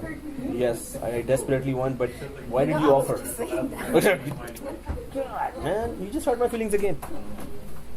Okay, sir, I'm coming there. You need me? No. Okay. So what is the hardware requirement? It's like 8 GB and 6 SSD. So if I try to install one machine, it would still run, right? Yeah, but we are going for very advanced labs now. No, I'm just I would recommend just. Is it like Get rid of something I'm doing it wrong because I tried it like 3 times? No, if you had to try it this many times, we could still troubleshoot. But if we are troubleshooting, okay. So we are back from the break here, and so we have restarted the server 2. I think it is restarted for everyone, right? So let's log into server 2 here, and go ahead, and it's gonna still continue with some of the Hyper V installations. And it's gonna stop soon, so it will pick up from where it started, where it restarted, and now you should all be seeing this, right? And if you're seeing that, what? Okay, so everyone done with that, or you're done, right? All done, right? Cool, all done. So let's go ahead, right? Okay, so here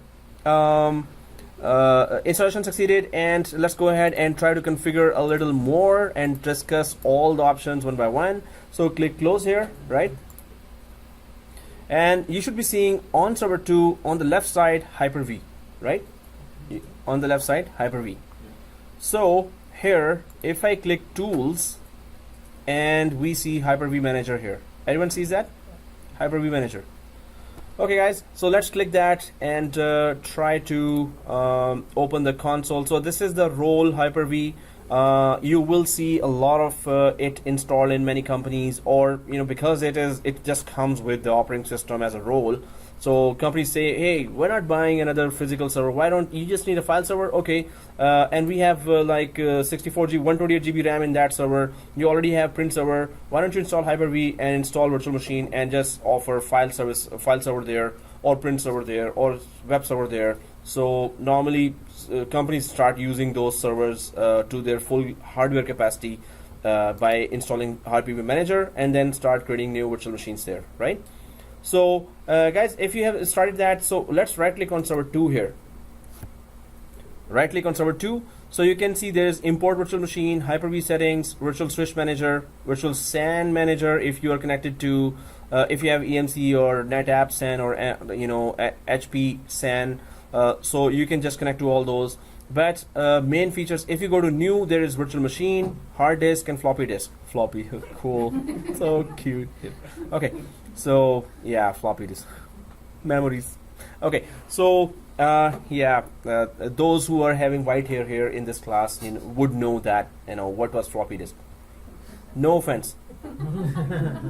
Okay, none taken, right? I have used floppy disk. Oh, you must have white hair then. Okay, no. That was 1996, 1997. Yeah. Oh, you look younger. So you're not that young. Okay, so I'm just. So, I wish we had floppy disks here. Okay, anyway, so we're stuck to that. Huh? No, I didn't get it. What? A or the B? The bigger ones. Oh yeah, that 2.5 and 3.5, 2.5 inches and 3. Right? So there were those 2.5 inches and yeah, that exactly A or B. Yes, yes. No. So then now I remember. Yeah. Now white hair also means bad memory, right? Okay, so okay guys. So here let's go for new virtual machine. We are getting brutaler here because we are already inside VMware Workstation. Then we have operating system. Then inside operating system we have another hypervisor, and inside the hypervisor we are having another virtual machine now. So that's called hypervisor. So virtualization inside virtualization. So let's go ahead and install new virtual machine, but we're gonna be not installing our operating system, or we can just test that too. In fact, we should. So guys, do you see this before you begin? So click next. I'm just creating a new virtual machine. So VM01, suppose it was that file server that we needed instantly, and we don't have the budget approved for a physical server. Go ahead, install, even this is a hypervisor 2, less performance, but file server, maybe you can just put general employees and not CEOs files there. You can use it like that. So again, store the virtual machine in a different location. You can change the location anytime. Suppose when you were installing, it had C drive. Later you mapped LANs or remote storage to this, so you can change the location later as well. But right now we're saving this virtual machine in the local disk here, right? If you were to change, are you going to change to SAN? Yeah, we can change to SAN, and after that, either you do a cold migration. Cold migration means turn off the virtual machine and just move the files from local disk to the SAN disk. Or, and when you give the path, of course, future machines, you can just put it there already. But whichever are created already in the local, just migrate them. We can do live migrate, we can do storage migration as well. There are many types. When we get to do that, we will be proving all those concepts. So VM01 here is, and was I recording that? Oh yeah, I did. So VM01 is as the virtual machine name, and we know the path here. It is a local path, which is against those norms of production environment. So click next. And then there are two types here: generation 1 virtual machine, generation 2 virtual machine. So you know now when anyone says 32-bit, I'm like, whoa, that used to be some case. But Generation 1 virtual machine can support older legacy software and operating systems, and Generation 2 is only 64-bit with latest features. So Generation 1 virtual machine I would put there. So if I go to the diagram here quickly, just to understand what we're doing here and why we would choose whichever option we choose here. So if you go to this scenario here, and I have two hypervisors here. Now you have a virtual machine. So if you have hypervisor, let me just write that hypervisor as well. So and make it bigger. So here we have Windows 2016 Hyper V as hypervisor 1 we have installed directly here. So I'm just gonna go bold and big, and okay, so here I'm just gonna place it here. So this is the high-end server, and you just put that. But then on the other server, which is already there for last 5 years, and you have Windows 2008 based Hyper-V, so it is 08. If you have this kind of server existing there are some machines running there as well, right? So you need backward compatibility for 2016 based Hyper-V here. First thing, whichever virtual machine is running on top of a 2008 Hyper-V is a Gen 1 machine. It is a Generation 1 machine. This means it is not going to support more than 2 terabytes of disk space. It's going to support 32-bit, which is old hardware, 32-bit legacy applications, and 64-bit. So Generation 1 virtual machines, if it is a virtual machine of 2008 based Hyper-V, it's a Generation 1 virtual machine already if it is running on top of it, because Generation 2 virtual machines only support 64-bit, and they cannot, Generation 2 virtual machines cannot run on 2008 based Hyper-V, Generation 2, right? So suppose you have this environment, you have Generation 1 here, older virtual machines, and you've been working on that for some time, and now the boss says, hey, we have a new server, why don't we just go for Generation 2 virtual machines? We have 2016 Hyper-V already installed, let's go for newer features of virtual machines. But then you talk to the boss, hey boss, we have a 2008 server here as well, and if we create Generation 2 machines here, and if in any emergency we had to migrate this Generation 2 to anywhere else away from that, we cannot migrate a Generation 2 to a 2008 based Hyper-V. So we would have created Generation 1 virtual machine in order to use the 2016 based Hyper-V, and also if the situation arises that we could migrate back to an older physical server. Otherwise, if your company is investing, go for 2 of these, right? 2 2016 based. So at least you can migrate out of it in case of emergency, right? So it should be 2 2016 based. So Generation 2 machine, then you can securely have them and you can migrate between these two anytime you want. But if you have only these options, 2008 and Hyper-V 2016, then better go ahead and create Generation 1 machines, because they are backward compatible. They can actually live on top of 2008 Hyper-V. Generation 2 will not migrate on 2008 based Hyper-V, right? So if you want to go for Generation 2 and you want redundancy, high availability, go for another server having 2016 or 2012. So it is both, Generation 2 is supported for 2016 and 2012 both. So it could be not only 2016, I will change it to 2012 here as well. It supports both types, Generation 2. So this is very crucial. Some companies may have 2012 based Hyper-V, and then you introduce a 2016 based Hyper-V as well. They are both compatible. Generation 2 created on 2012 can be migrated on 2016 as well, but cannot be migrated on 2008. Then you have to have Generation 1, which has lesser features. Older machines, older operating systems, 32-bit operating systems are installed on Generation 1, and also that it cannot go up to 2 terabyte, more than 2 terabyte hard disk, right? So, and this Generation 2 can go up to 64 terabyte and more, actually 64 terabyte. So we understand that, okay, Generation 1 is for backward compatibility, and generation 2 is for latest features, but it is also backward compatible, but till 2012. Generation 2 virtual machines support latest features of security and BIOS, and also it supports up to 64 terabyte disk, but it is backward compatible up to 2012. Generation 1 for 2008. Do we understand that? So if we have 2008, you must have generation 1 also, in case you had to live migrate there, right? So another warning here, once a virtual machine has been created, you cannot change its generation. So this is the decision now. What you have there, that if you ever had to migrate, think now that create a generation 1, but if you have an enterprise application that needs more than 2 terabytes, you're stuck. Then go for generation 2, right? Some of the enterprise applications have their scenarios where you need more hard disk space, and generation 1 does not fulfill those requirements, so generation 2 will fulfill that. But you must have redundancy for any kind of scenario then, right? Okay, generation 2 here, right? We're selecting generation 2, and it is still an empty machine now, right? So click next here. Yep, generation 2, yeah. We don't have 2008 Hyper-V, so, but we needed to understand why we're doing that. Okay guys, so here, dynamic memory for this virtual machine. What does that mean? Anyone has any guess? As we use it, as it needs, the memory could be given to that. So definitely it is always recommended to go for dynamic memory, but startup memory is what? That's the default that it will have. So when the virtual machine starts, at least this much memory will be guaranteed given to it.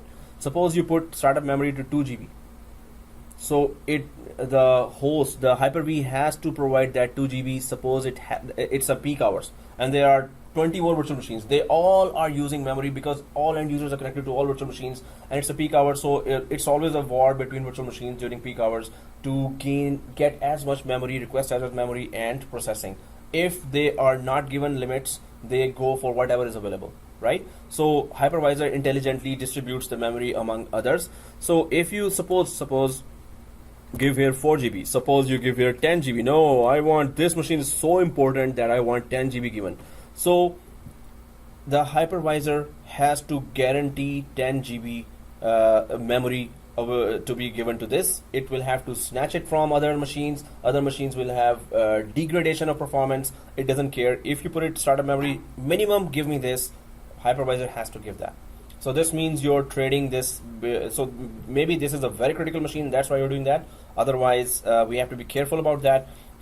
In VMware also, you can actually prioritize the memory and reserve that memory for critical virtual machines. That whenever you start a virtual machine of that type, the critical machines, you always guarantee this much processing and this much memory has to be there.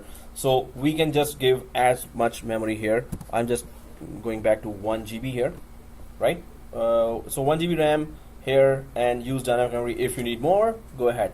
But this is it. And next, so we did let the Hypervisor create a virtual switch there, and that virtual switch is here now, right? So virtual switch that Hypervisor creator Hyper-V created is mapped to our only network card that we have on our server 2 now, right?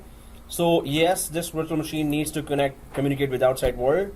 So we're going to give it a network virtual switch, but later we're going to create more switches and we're going to play with the switches. We're going to check all the features there.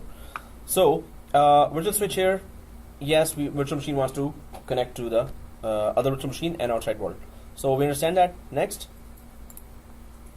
now create a virtual hard disk here. So it says that, oh, I'm going to give it 127 GB. So but suppose your server 2 has only 100 GB left, and you're putting here 127 GB. Is that a good idea or a bad idea? Hey, didn't I ask that question some other time as well?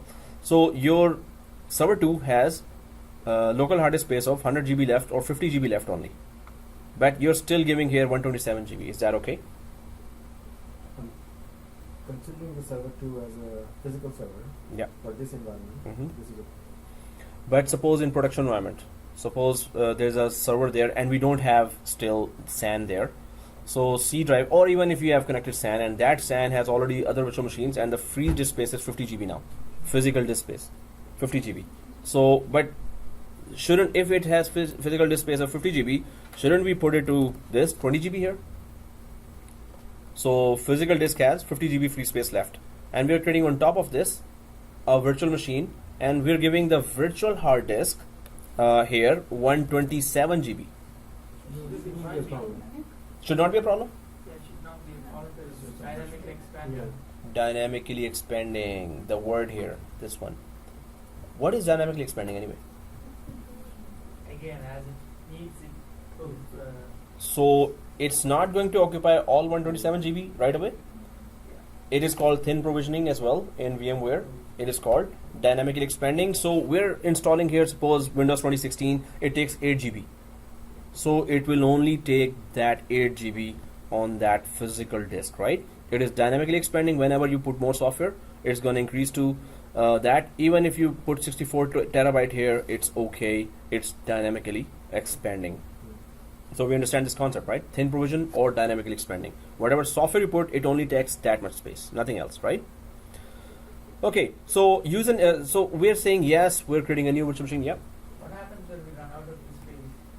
So actually we use the 127, and then maybe an error message. So it goes up to that 127 GB, and if we run out of space, the operating system services will stop, virtual machine will stop functioning until you create some space. Or an error message, alert, yeah, in your monitoring, there will be a lot of alerts. In events, there will be a lot of events there.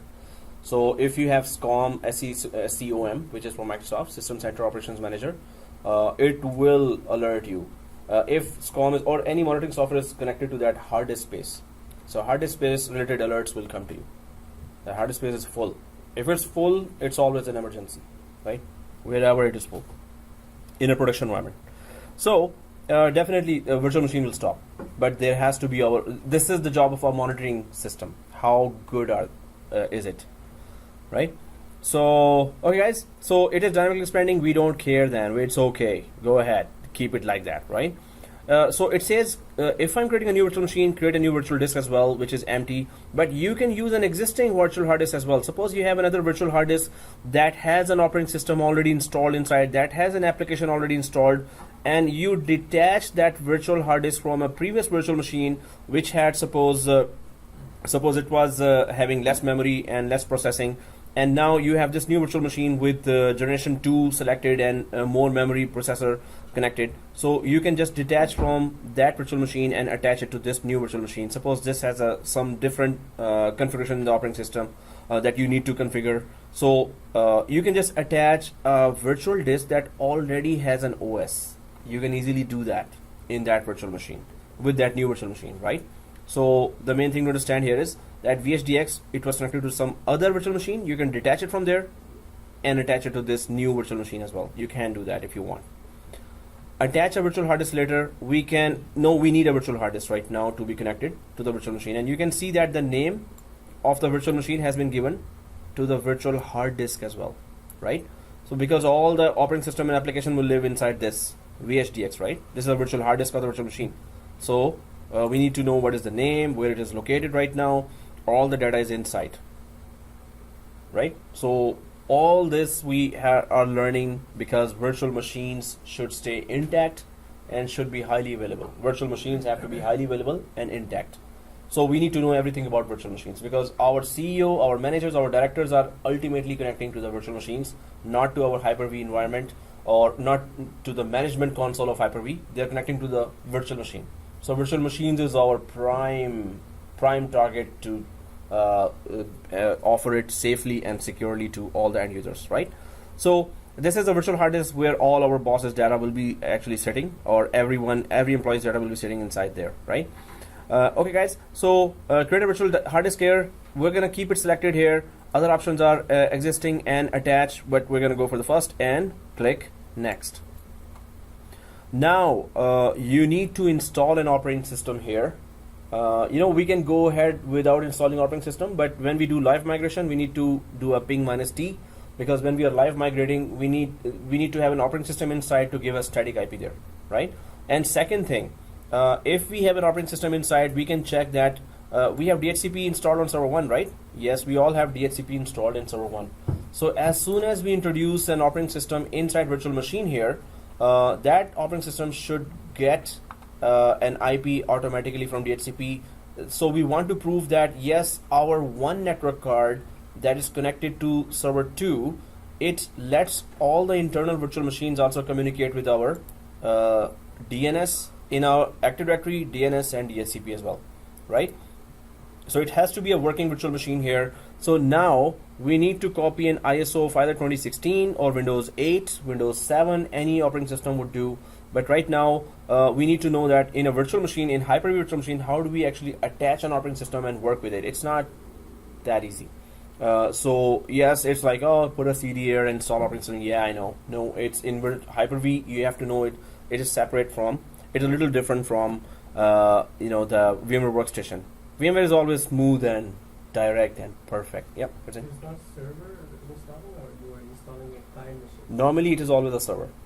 In a virtual environment, either if you for clients we have virtual desktops, but that's totally different VDI setup. But normally we install servers here. Now here, we can install a server, but again we have limited resources here, and our memory is limited. But we can still go ahead with the server installation here, if you want, right? So let's go. So guys, keep the page loaded here. They don't have an actual environment like server that we can create a lab. We have server inside, but that's terribly slow. Over the network, when we connect to that server, it's so slow that we can just go to Tim Horton 2 times and come back here shivering, and still it will be loading. More clear, like if we have actual servers. Yeah, it will be more clear, but we can only achieve to connect and start the machine and okay, 4 hours are done, let's go right? So yeah, how do you really want to get a real look at that? We're gonna arrange the server. You can connect. After that, what you do is this. Once you're connected to the server, then the rest is all this what we're doing, right? So okay guys, but yes, I understand that we need to know the actual environment. So we're gonna try to arrange a server here. We had servers, but they are there are some other software installed there. So just please remind again, so we can arrange one server. So this server will be for this class and other classes as well, and we're gonna mess with it. No problem. We're gonna do that. So here, install operating system. Inside, when you connect, it's the same story, right? So guys, we need to have an ISO where now this virtual machine is living inside server 2, right? So just like this is a human and planet Earth is server 2 right now. If suppose it was a human, right? So in server 2 we need to place an ISO, so this virtual machine can access that ISO, attach that ISO to this virtual machine, and it could start installation of that, right? So inside server 2 we need inside server 2 so go to the yellow folder. If everyone is on server 2, go to the yellow folder here, or File Explorer. In production environment, try to say it File Explorer. I'm just saying it because File Explorer, where is that? So yellow folder. Oh yeah, that's the only one here, right? So and otherwise it's professionally or terminologies, right? File Explorer. So this PC, well, here you see downloads folder up there on the left side, downloads folder, this one. So keep it there, and now keep this window open. We need to go to physical desktop, C drive, and ISO folder, and then copy Windows Server 2016 ISO inside the downloads folder that you see here, right? So this is inside VMware Workstation we are sitting, right? Right now we are inside VMware Workstation. So this is VMware Workstation, right? This one. So if you go to the right side, there is a minimize button here. Okay, that was too basic. Okay, yeah. So go to minimize button, and now we're outside in our laptop or desktop. Yay. Okay, so now this yellow folder is your desktop yellow folder, right? So I'm just gonna go inside the C drive and ISO folder, and well, my folder structure is different, so don't literally follow me. Like software. Okay, so in C drive and ISO folder, do you see this 2016 ISO here? In your C drive ISO folder, do we all see Windows Server 2016 there? So go to your C drive, ISO folder, in your production environment. Physical. In your physical desktop, seriously. I know it's 850 here, yeah. And this tea is so good. Thank you very much. Now we need to sleep. Okay. So do we all see that? So right click and copy. If anyone not seeing, let me know. Right click and copy, and just go ahead and paste from the downloads folder. So I right click and copy from my physical desktop and go to server 2 here. And the desktop is still open, right? This desktop is still open. Seriously, what's wrong with me? Paste. And it's copying now. So from our physical desktop to our server 2 virtual machine inside the downloads folder, it should be doing this. Is it doing it for everyone? All right. So this means we have our VMware tools installed successfully. Otherwise, if they're not installed, you cannot copy paste like this. You have to then install VMware tools in order to copy paste at all. So basically, whatever we did with in creating the virtual machine with VMware, we are doing the same with Hyper-V. Yes. Basically, VMware is the physical machine, and Hyper-V is the virtual. Yeah, for Right? in our case, yeah, exactly like that. Exactly. So whatever we did on the day 1 with VMware Workstation, now we're doing with Hyper-V. We are creating a virtual machine inside Hyper-V now. So it's virtualization inside virtualization. So it's called nested virtualization. You may have to do it in your production environment. In some cases, they say that, oh, go ahead, create a virtual machine. We don't care. Just do the work. So we should know all this. Okay, guys. Here, if it is no, yeah, it's still copying, right? Yes. Okay. So while it is copying, and yeah, we need to concentrate on that. I could talk about another topic, but then we're gonna be lost with that. So is it taking a lot of time?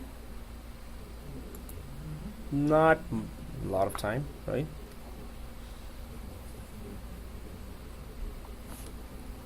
So how are we going to install applications on this virtual machine? Well, now, yeah, we could be more brutal here. We can install, because it's already 4 GB on top of which we're installing 1 GB machine. And 1 GB is like tick, tick, tick, already slow. So yeah, go ahead, install applications. It's just gonna be so slow that we're like, what? It's been half an hour unloading that. But we can be as brutal as we want. So we need to still understand the concepts first. So we need to move ahead and keep it simple. But at home, please, that's why I'm saying that, guys, please have your good hardware, because that's one-time investment for your future, for your, career here. So that one-time investment we have to do. We have to make that. Okay, guys. So while it is copying, we can just talk about the next plans, what we intend to do here. First of all, we are creating virtual machines here. And so if we see our initial diagram here, we're working on this environment right now, and we have our first virtual machine being created here, and we're installing an server OS inside that virtual machine. So we have given it 1 GB, which is really, very, very less, 24 MB, right? So, and its hard disk space is 127 GB dynamically expanding.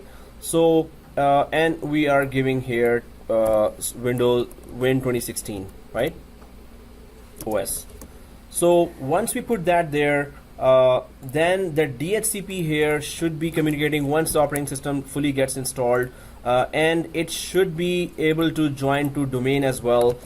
Join domain operation has to be created there, done. So we will be expecting that DHCP will be giving whatever is available IP. In our case, I think 51 will be given, because 51 is the first starting IP there, right? So this machine, once the operating system installs, should be getting 51 IP, and then we're going to join it to domain whenever possible if it installs today. Well, yeah, it's going to hopefully install today. Yeah. So I was going to go for Windows 7, but because we just need an operating system, right? So it doesn't matter if it's a server or not. But let's stick to our production environment kind of scenario here. So guys, it is done for me. Is it done for everyone? Yeah, no, yeah. Oh, okay. Is it done on the east side? Hey, is it east or south or north? This is south. This is north, right? Okay. Okay. So it is done on south side. Oh, okay. Exception. North side. This is east. Oh yeah. Now it's east and west. So this is east or this is east? East. Oh, so east side is done. 89%. Okay. Okay. Southeastern side, you're done. Southeastern, right? Okay. So northeastern side is okay. Right? Okay. Cool. So what we need to do is, oh well, are we all there? Kinda, right? So here we can, if it is, we know the path. It is downloads folder, right? So if it is done, you can minimize that if it is done. And now we're back to this screen, right? So all we need to do is give the path of ISO where we pasted it. So we select the second option here, install an operating system from a bootable image file, and it says where's that ISO. So we're gonna go for browse, and there on the left side you see downloads folder, and this is the folder structure of your server 02 here, right? So if you click the downloads folder, then you see this 2016 here, and go ahead and just double click, right? So we just gave the path, right? Nothing technical here, right? So we just gave the path, right? So shall we go ahead or shall we wait? Yeah, My question is, why is in the download folder? it could be anywhere. I just selected downloads folder. I love download folder. I like it. I have a history with it. No, it could be anywhere. Right? I used to download, movies, songs. Okay, so guys, it could be anywhere, right? It could be file server. It could be a remote file server. So you can give a path here. Better not do that. Put it locally, because over the network it's gonna pick up, and we're gonna take forever in production environment to install an operating system. I always put with, okay. Do we know what is DAS? Direct attached storage. Suppose you don't have local disk space, so attach a DAS or a NAS, network attached storage. NAS would still be slower, but direct attached storage, USB, just connect the USB disk, maybe 1 terabyte SSD in an enclosure, and then just give the path from there. So it is speedier. But local disk, put that ISO, install it, and get rid of it, right? So anyway, guys, next here. Well, that's it, right? So you should be seeing a summary here. If you're seeing that summary, we're good. Let's go ahead and finito. So let's click finito, and 1 GB. Good luck. Okay. So you should be seeing this screen now. So now suppose you have 40 or 50 VMs in a production environment. It will be a long list here. So VMs are here, and if you click a VM here, right now the state is off. But then you can see down here, so again up, you can click anywhere here, and down here will be all the information. When did you create that? And it is a generation 2 or generation 1. Is it clustered or not? And this is summary. Then how much memory it is using, how much how many network cards it is using, and is it replicating or not in a Hyper V replica. Right now, of course, nothing is configured there. So I'm going to go back to summary here, and we'll go up here, and first of all, before we start, yeah. So clustering is connected to the internet. No, clustering would be the Hyper V replica itself. So there's the failover cluster feature that also with Hyper V we can use, but we will discuss in detail what is failover cluster. Yeah, and then replication is a separate one. Okay. So here, state. So guys, if you right click this virtual machine while it is off, you can see there's a checkpoint written here. Anyone knows what's a checkpoint? Checkpoint is like snapshot, exactly. So here, the VMware Workstation virtual machine, if I right click, it is snapshot here. Here, the virtual machine of Hyper V, we have a checkpoint. Same thing. It's point in time backup. It's just saving the configuration state right now it is in, which is we just attached it. ISO, we did nothing here. So let's create a checkpoint. Let's just click that button, and it will create a checkpoint here with the date and time here, with a timestamp, right? So I just wanted to show you that there's a checkpoint feature. Otherwise, there was no need to create a checkpoint right now, right? Okay, guys. So right click here, VM01, and okay, connect is a separate function. Start is a separate function. Let's click start. While we click start, it says starting, right? And 0%. Then it starts using assigned memory of 1024 MB here. CPU usage is 44% now. And uptime is this. This is a very cool feature, uptime, that how long it was up. Suppose you came back here last night, it restarted out of for nothing, and before that it did not restart for last 2 months. So then you will see uptime very less, and you will be like, oh, it restarted, really? So you will know from here as well. Otherwise, your monitoring software will already not let you sleep. Once this is there, now we need to know what's going inside. So if we right click the running machine here, you see the connect option here, right? Connect option. So let's go inside the machine now, right? So click the connect button, and it should be showing you something. Well, it's going to be a little tricky. While it's starting, you will connect. Sorry? While it's starting. We can connect anytime, while it is off or started. Yep, we can connect anyway. So it is performing PXE network boot using IPv4, and then it is asking, hey, which option you want to boot from? Is it all coming to you? Right? So we want to boot from the CD. How can we choose that? So Number 1. if you click here, this is SCSI DVD, this is SCSI disk, this is network adapter, the bootloader failed, timeout for number 1 here. If I click here and type 1, and if this comes, just press key now, which I didn't do.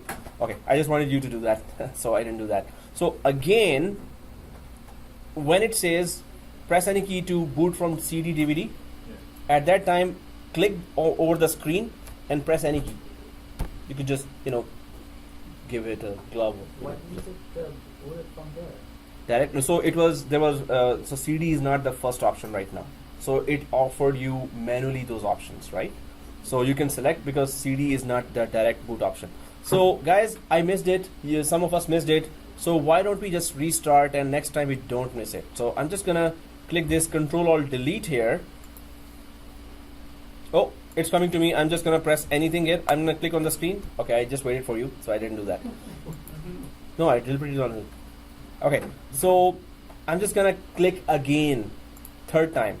Now, yeah, there it is, and it's giving me error right away. What? Okay, so all you need to do is Control-Alt-Delete and press any key, and there you go. It's starting. Is it starting for everyone? Cool, cool. So, guys, just select standard edition. Don't select data center. It is already 1 GB RAM, right? So, don't select. So, guys, do you all see this? Yes. So, standard desktop experience. We need GUI. First of all, next, install now. We know that, right? Go ahead and install now. Next, install now.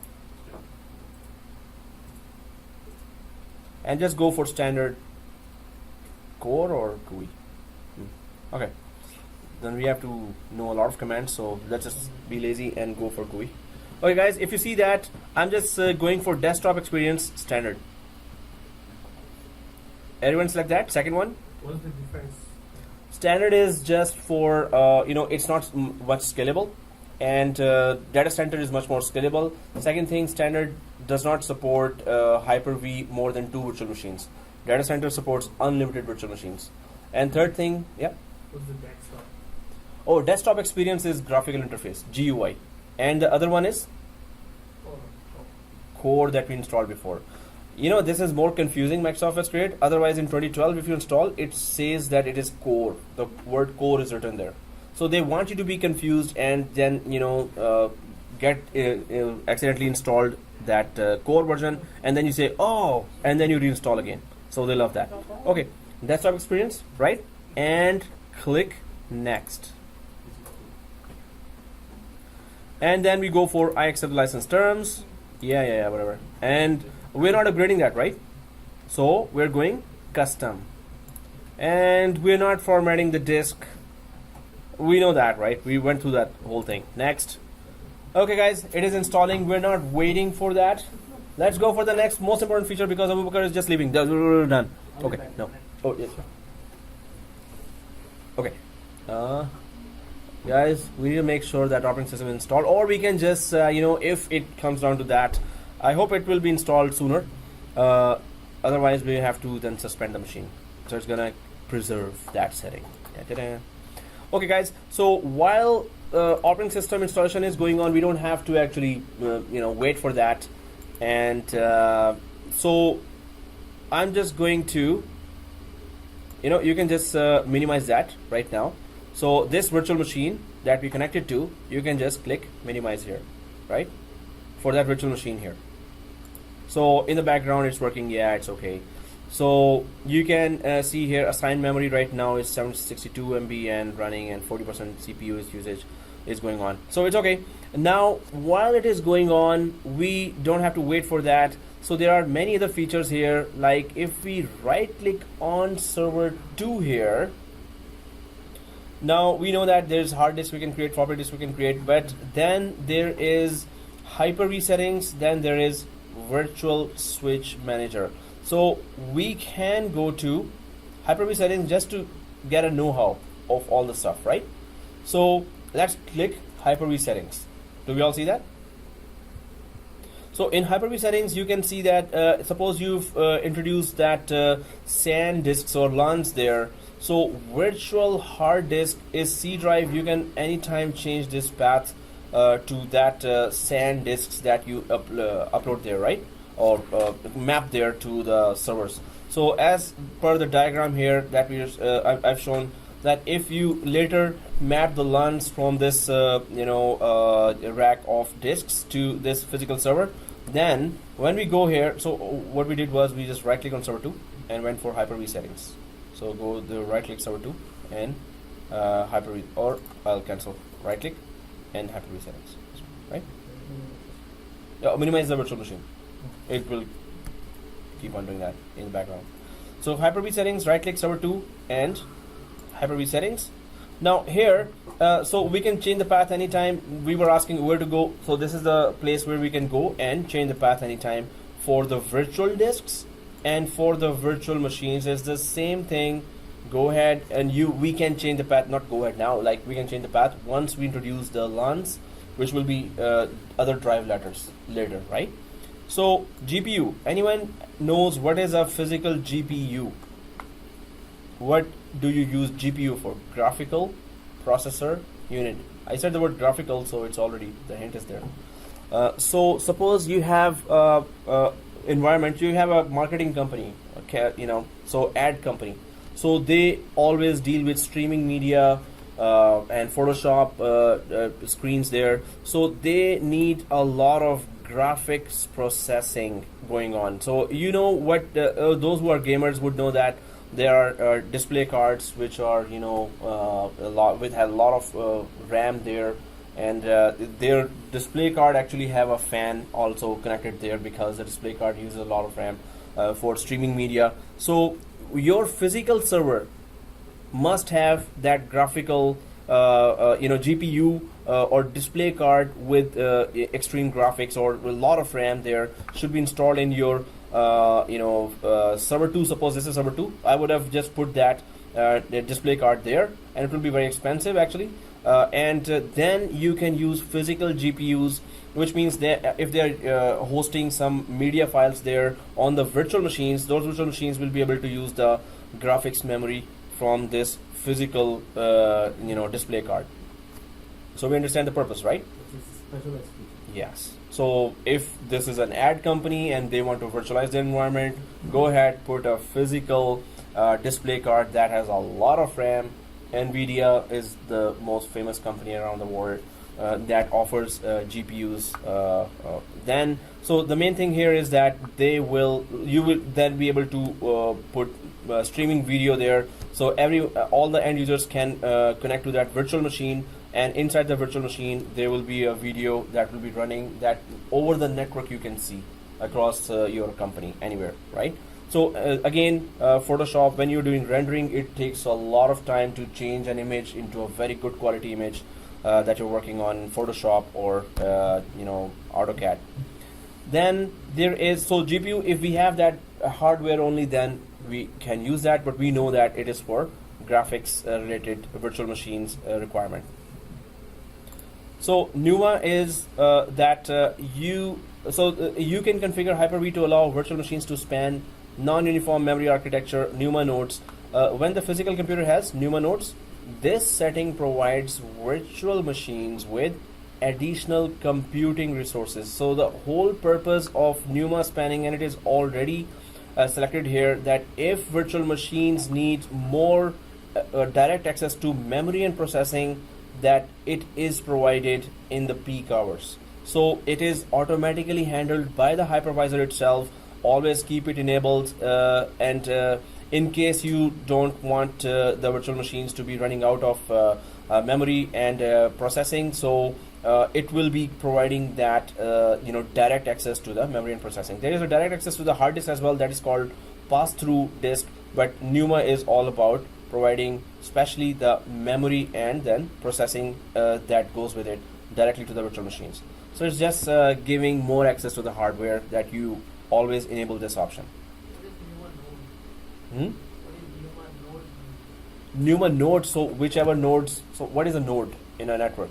So node is that physical server, or node is that Ethernet connection on the wall. Normally this is the street language for, okay, go fix a node there. But now node is that physical server that supports NUMA technology, right?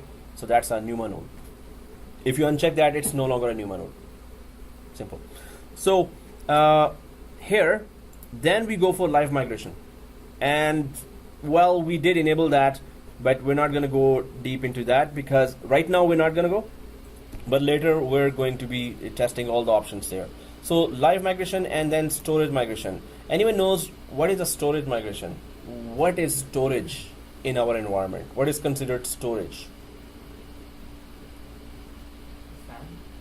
Well, yeah, so it doesn't mean that way. Otherwise, yes, SAN is the storage. Here, it is the files of virtual machines is called storage. Files of virtual machines are what? .vhdx, .vhd are the hard disk files, and the virtual machine file itself. So if I go to this virtual hard disk will have, suppose if I go up there, virtual hard disk, right, and I click browse here, so well, see, it's not showing there any VHD file. Seriously? Okay. If I just click that, Control A, Control C, I just wanted to show you, you don't have to follow that. And go to run, and run appears now because we have a very brutal installation going on. And okay, so these are the virtual machine files because virtual machine is being used right now. There's a AVHDX. AVHDX is the screenshot, or that checkpoint that we took. So whatever files of virtual machines are there, so VM01 is the virtual hard disk of that virtual machine, and these are the virtual. This is the virtual hard disk folder here. So these are the files of virtual machine that you want to transfer from one place to another. When I was asking what is storage migration, it is the migration of the VHDX from one hard disk to another. So one physical server to another physical server, or from one SAN LAN to another SAN LAN. If you are migrating the VHDX or virtual hard disk file of a virtual machine, so that is called storage migration. Storage of a virtual machine is virtual hard disk. A virtual machine storage is its virtual hard disk, where all the data of virtual machine is there, right? So storage migration, virtual machine's hard disk is moved from one hard disk to one physical hard disk to another physical hard disk. That is called storage migration. We're going to do that storage migration. We're going to check the folders and we're going to test everything. That did the machine migrate to other server, and did the storage of the machine migrate to other server as well. We're going to test the whole thing. But we need to understand what is storage. Do we understand that? What is storage? The file that I just showed you now, checkpoint file, and the VHDX file, the hard disk file. They will be transferred from one physical disk to another, or one physical computer to another. That is called storage migration. So it's not like we are changing the LANs there. It has nothing to do with physical storage. It is all virtual hard disk and virtual machine files. So storage migration, we're going to do that as well. enhanced session mode policy. Again, you can configure Hyper-V to allow enhanced session mode connections to virtual machines running on this server. Enhanced session mode allows redirection of local devices and resources from computers running virtual machine connection. Enhanced session mode requires a supported guest operating system and may require additional configuration inside the virtual machine.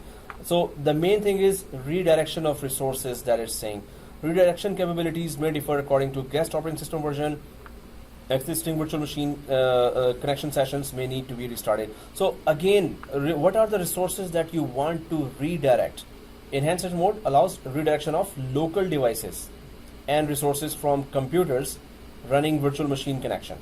So redirection just means that if you have a physical disk inside server 2, it could be also given a path to a virtual machine in server 1 as well. Suppose server 1 has Hyper-V and server 2 has Hyper-V. So the virtual disk of the server 2 could be given the path or shortcut path to server 1 as well.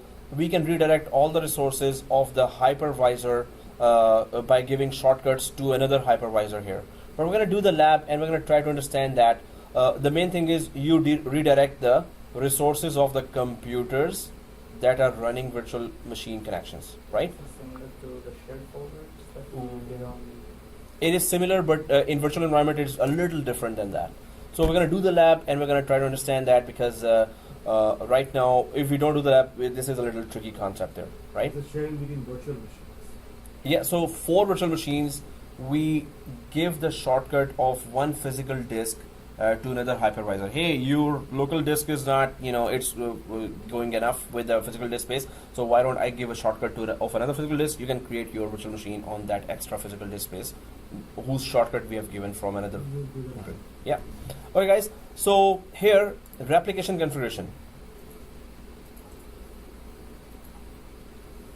This is that active passive we were talking about, but of course we're not doing that lab right now. But you need to know that Hyper-V settings of server 2 contains all the advanced options there that we will have to come back again and again. Live migration we're going to come back again and again. Storage migration and replication configuration we're going to be coming back to configure that. The main thing is active passive on both Hyper-V. You have to configure replication configuration. Then they will allow you to synchronize between the active and passive machines. So again, this is the replication configuration. We will be handling that later. But this is the option here. We need to know that. So all the options of storage and user side keyboard related information so use on the physical computer, use on the virtual machine. How do you want to use Windows key combination? Alt tab, right? So Alt tab does what? Anyone knows? So this is just your user-friendly, hotkeys there. You can just change the hotkeys there for any specific function there. So enhanced session mode here as well. It is selected for user mode, but we're going to check that how does it redirect the resources. Reset checkbox is the most dangerous one. Well, suppose you've configured everything here and then you click reset, everything's gone. So don't click that. Okay.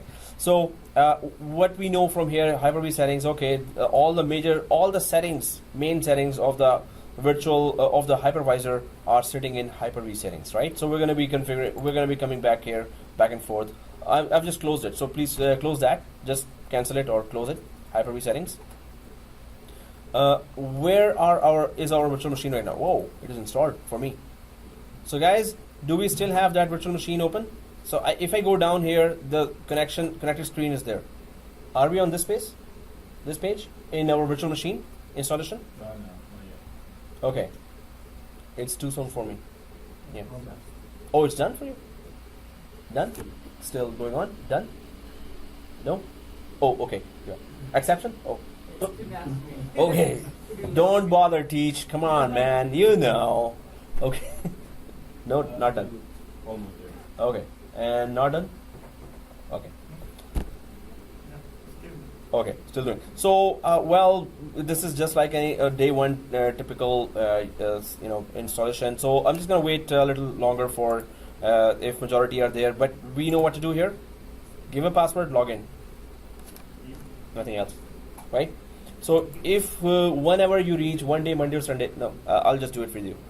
Okay, whenever you reach, just give a password, which is class password, small ABC, capital ABC, shift 1 2 3, right? Class password, and then just go ahead and log into this. Once you log in, it should grab an IP, tell me what's the IP it grabbed, right?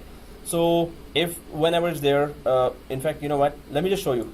I'm so resisting this, but okay. So class password is this, right? It's blinking, right? Cool. Okay, no, not cool. So once it is done, okay. Next, finito. And you know, I just wanted to show which does it even connect to our DHCP or not, because our virtual switch is created that is mapped to the network card of Hypervisor, and through that network card, virtual switch and network card, this machine is communicating with our DHCP now. So will it communicate or not? It should, right? So if it comes here, all I did was give the password and then Control-Alt-Delete to this virtual machine inside the Hyper V. So it's a local administrator now. We're not joined to the domain right now. All we're expecting is a IP address from DHCP. If our virtual switch configuration is correct, it's gonna get that. So I'm just gonna put the class password here, log in, and it doesn't log me in. Okay, so I'm just gonna carefully put that A, B, C, Shift, A, B, C, keep pressing Shift, 1, 2, 3, and 3. All right, we're there. So once it logs in, you know, I don't have to go inside to know the IP, what IP it got. Where should I go? Or if I don't want to look from this machine, and then to DHCP, and then yes, address lease. In DHCP and address lease, DHCP is about to give the IP to the server, right? So while it is loaded there, I know the IP has been, if the IP has been given, by now it is given. So I'm not waiting for this machine to go up. I'm just going to go back to server 1, go to DHCP, because I know DHCP gave the IP to it, right? So I'm going to go to server 1 and open DHCP, right? And then go to this IPv4 scope and address lease, right? Well, okay, it has given to, so I'm the thing. So server core, I know this machine got the IP. Server 2, I know that once it got the IP, but this is the machine I did not rename. So this is the machine that got the 58 IP right now. So this means that it got an IP. We have a working machine inside our Hyper-V, and we get to know that, okay, this is how we create virtual machine. And then there is that you know, generation 2, and yeah. Check that IP from server 1, right? Yeah, from DHCP gave the IP, right? So now I'm just gonna go inside the machine and just, you know, go for IP config, and it's gonna be the same IP. But just wanted to prove that we have a full communication of a virtual machine inside Hyper-V through the external, through that virtual switch to the network card and to our whole environment. That virtual machine is connected now, right? Is the machine joined the domain automatically? No. Does So it have the name as net plus domain. So it is the A record that was created there. So it automatically has been given that, which is not, you know, which is a little strange. But you know, with DHCP address lease, when it gives that, it just adds that domain name as well. But if I go to DNS, it's not A record. So if I go to tools and DNS here, it's not A record. Forward lookup zone, net plus domain. Yeah, there is no such A record there. So just DHCP gave that you know, prefix, a suffix there itself. Okay guys, so if I go to server 2 here, I am logged into this VM01. On top it shows me VM01. So this is a server. It just looks like the same as our server 2 here, but we are actually inside the virtual machine. If this pop-up comes, blue bar comes, press yes here. And now we have to be careful that which, you know, start button is that. Is this a start button of server 2? Is this a start button of VM01? Or is this a start button of our Windows 10 here? They all look the same, right? Oh, that was fun. So is this a start button? Oh, okay, just kidding. So here, just make sure that if you see VM01 on top, just go down and there's that start button here. So if I right click to the start button and go to command prompt admin, right? Command prompt admin, just put IP config. That's all, right? Command prompt admin, and so I'll have to. Oh, seriously. Okay, I'll have to make that. Yeah, there it is. So VM01 on server 2. It shows the whole, address. So IP config, you got it? Yes, it is 58 exactly. Cool. So yeah, so we have Windows 10 here. Then VMware Workstation. VMware Workstation has a virtual machine. Virtual machine has Windows 2016. Inside there is Hyper V. Inside Hyper V is a virtual machine again, and then 2016 inside that virtual machine. See, so simple. Okay. I think you said it other than an extra. No, there was no extra. That's the thing. Yeah. Okay. That's always No. Yeah, you're saying? So as we haven't installed any services to the virtual machine, right? So it's taking the DHCP from the server to its IP from the DHCP of our infrastructure. So how it's connected with the other machines, or how they're communicating? Yeah. with each other? So how are they communicating? And we, so I'm just gonna quickly draw that here, and it is very easy to understand here, guys. So the server 2, all the servers have, server 1 has a network card, and consider this pizza slice as network card, right? Network card and network card and network card, right? Yeah. So we have server 2 here, and inside the server 2 now we have a virtual machine. So what else got created when we were using that? So let's just consider this as the virtual switch. Yeah, it's strange diagrams here. Okay. So through virtual switch, so when we were installing the Hyper-V, it's said that it's going to be creating a virtual switch. Now that virtual switch is created. So our virtual machine is connected to that virtual switch. When we were creating virtual machine, at that time we dropped down and selected a switch. That virtual switch is already connected to a physical network card, which is in our case a virtual, but server 2 network card here. That network card, of course, is connected to over the network to this server 1 as well, and through server 1 it is connecting to DHCP here, right? So this is the connection. So Yeah. Sure. So virtual switch that we using Ethernet port, and it connected to that part.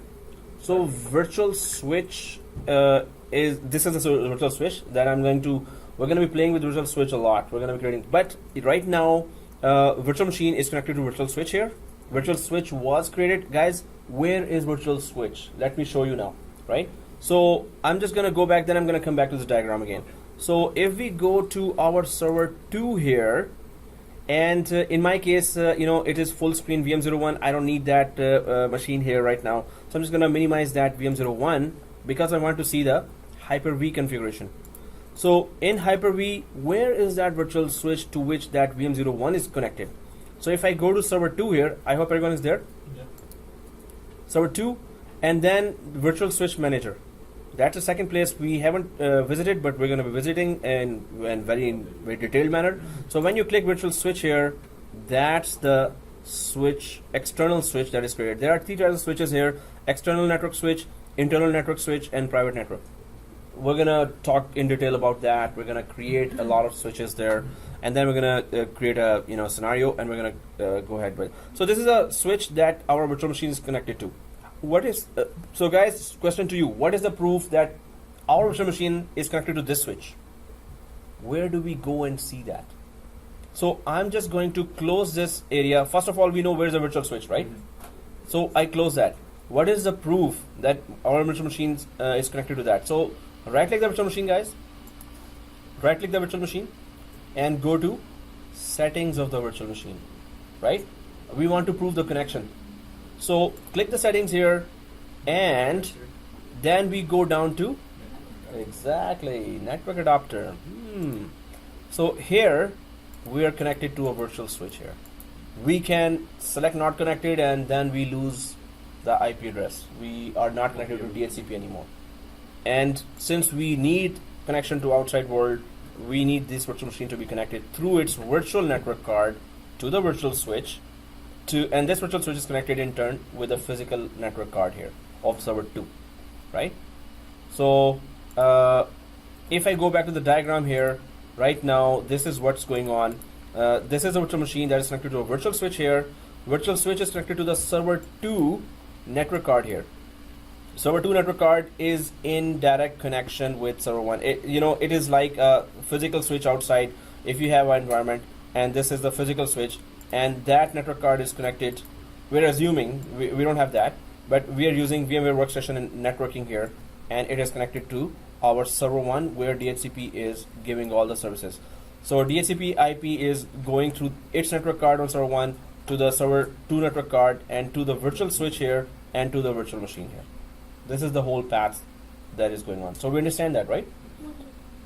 One more time. So, okay. So here, the virtual machine is through virtual NIC here, and I'm gonna create another pizza slice here because we're all hungry as well. So no, it's the virtual NIC here, right? So virtual machines, virtual NIC, through virtual NIC, it is connected to the virtual switch. Virtual switch is connected to where? To the network card. Physical network card. Where is that? I'm going to show you that here. Server 2, if I go to local server, and so this is the network card here, and if I click here, this is the network card, Ethernet 0. This is the only network card we have. You can also see one new thing here. The virtual switch is created here as well, right? But as soon as you remove a virtual switch, you will not see this created. This is a virtual switch adapter. This is a virtual. This is not physical, right? So this is the only physical network card here, right? So virtual switch is also created here.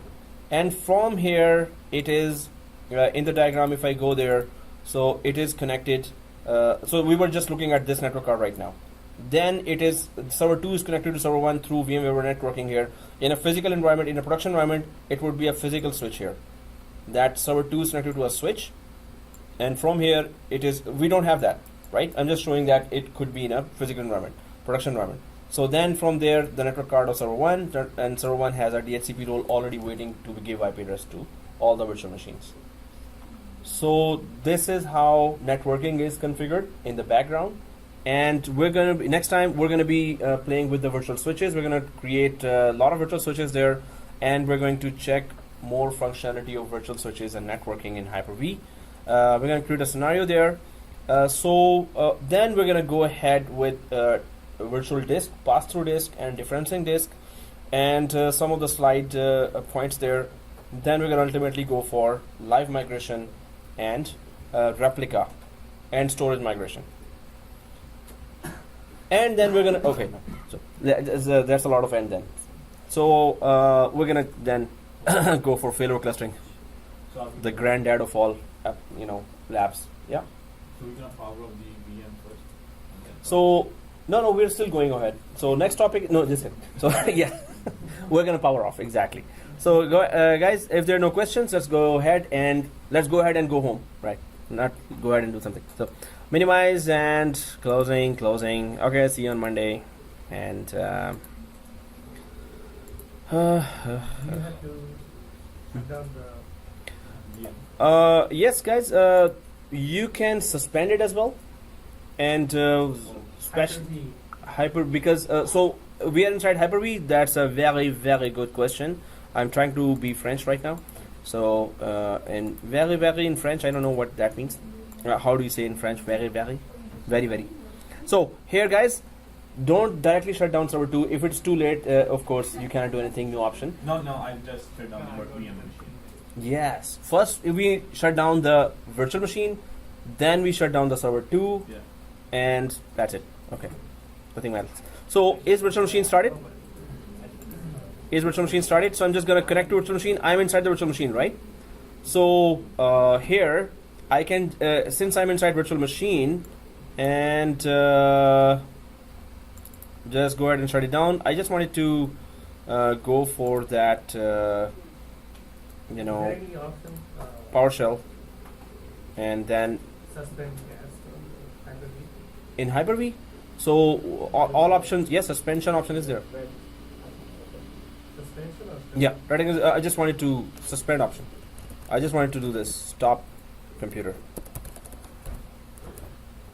Oh, stop dash computer. In Hyper-V, in PowerShell, inside the virtual machine, stop dash Compute.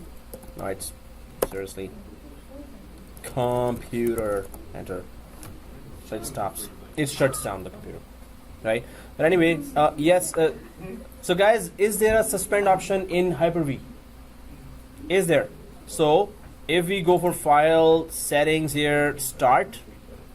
Checkpoint is there, revert is there, shutdown is there, media, clipboard, view, help. So do you see any option there? So there is a close button here, but we don't see any suspend option. If you have SCVMM as a central application, then you get a lot of advanced features.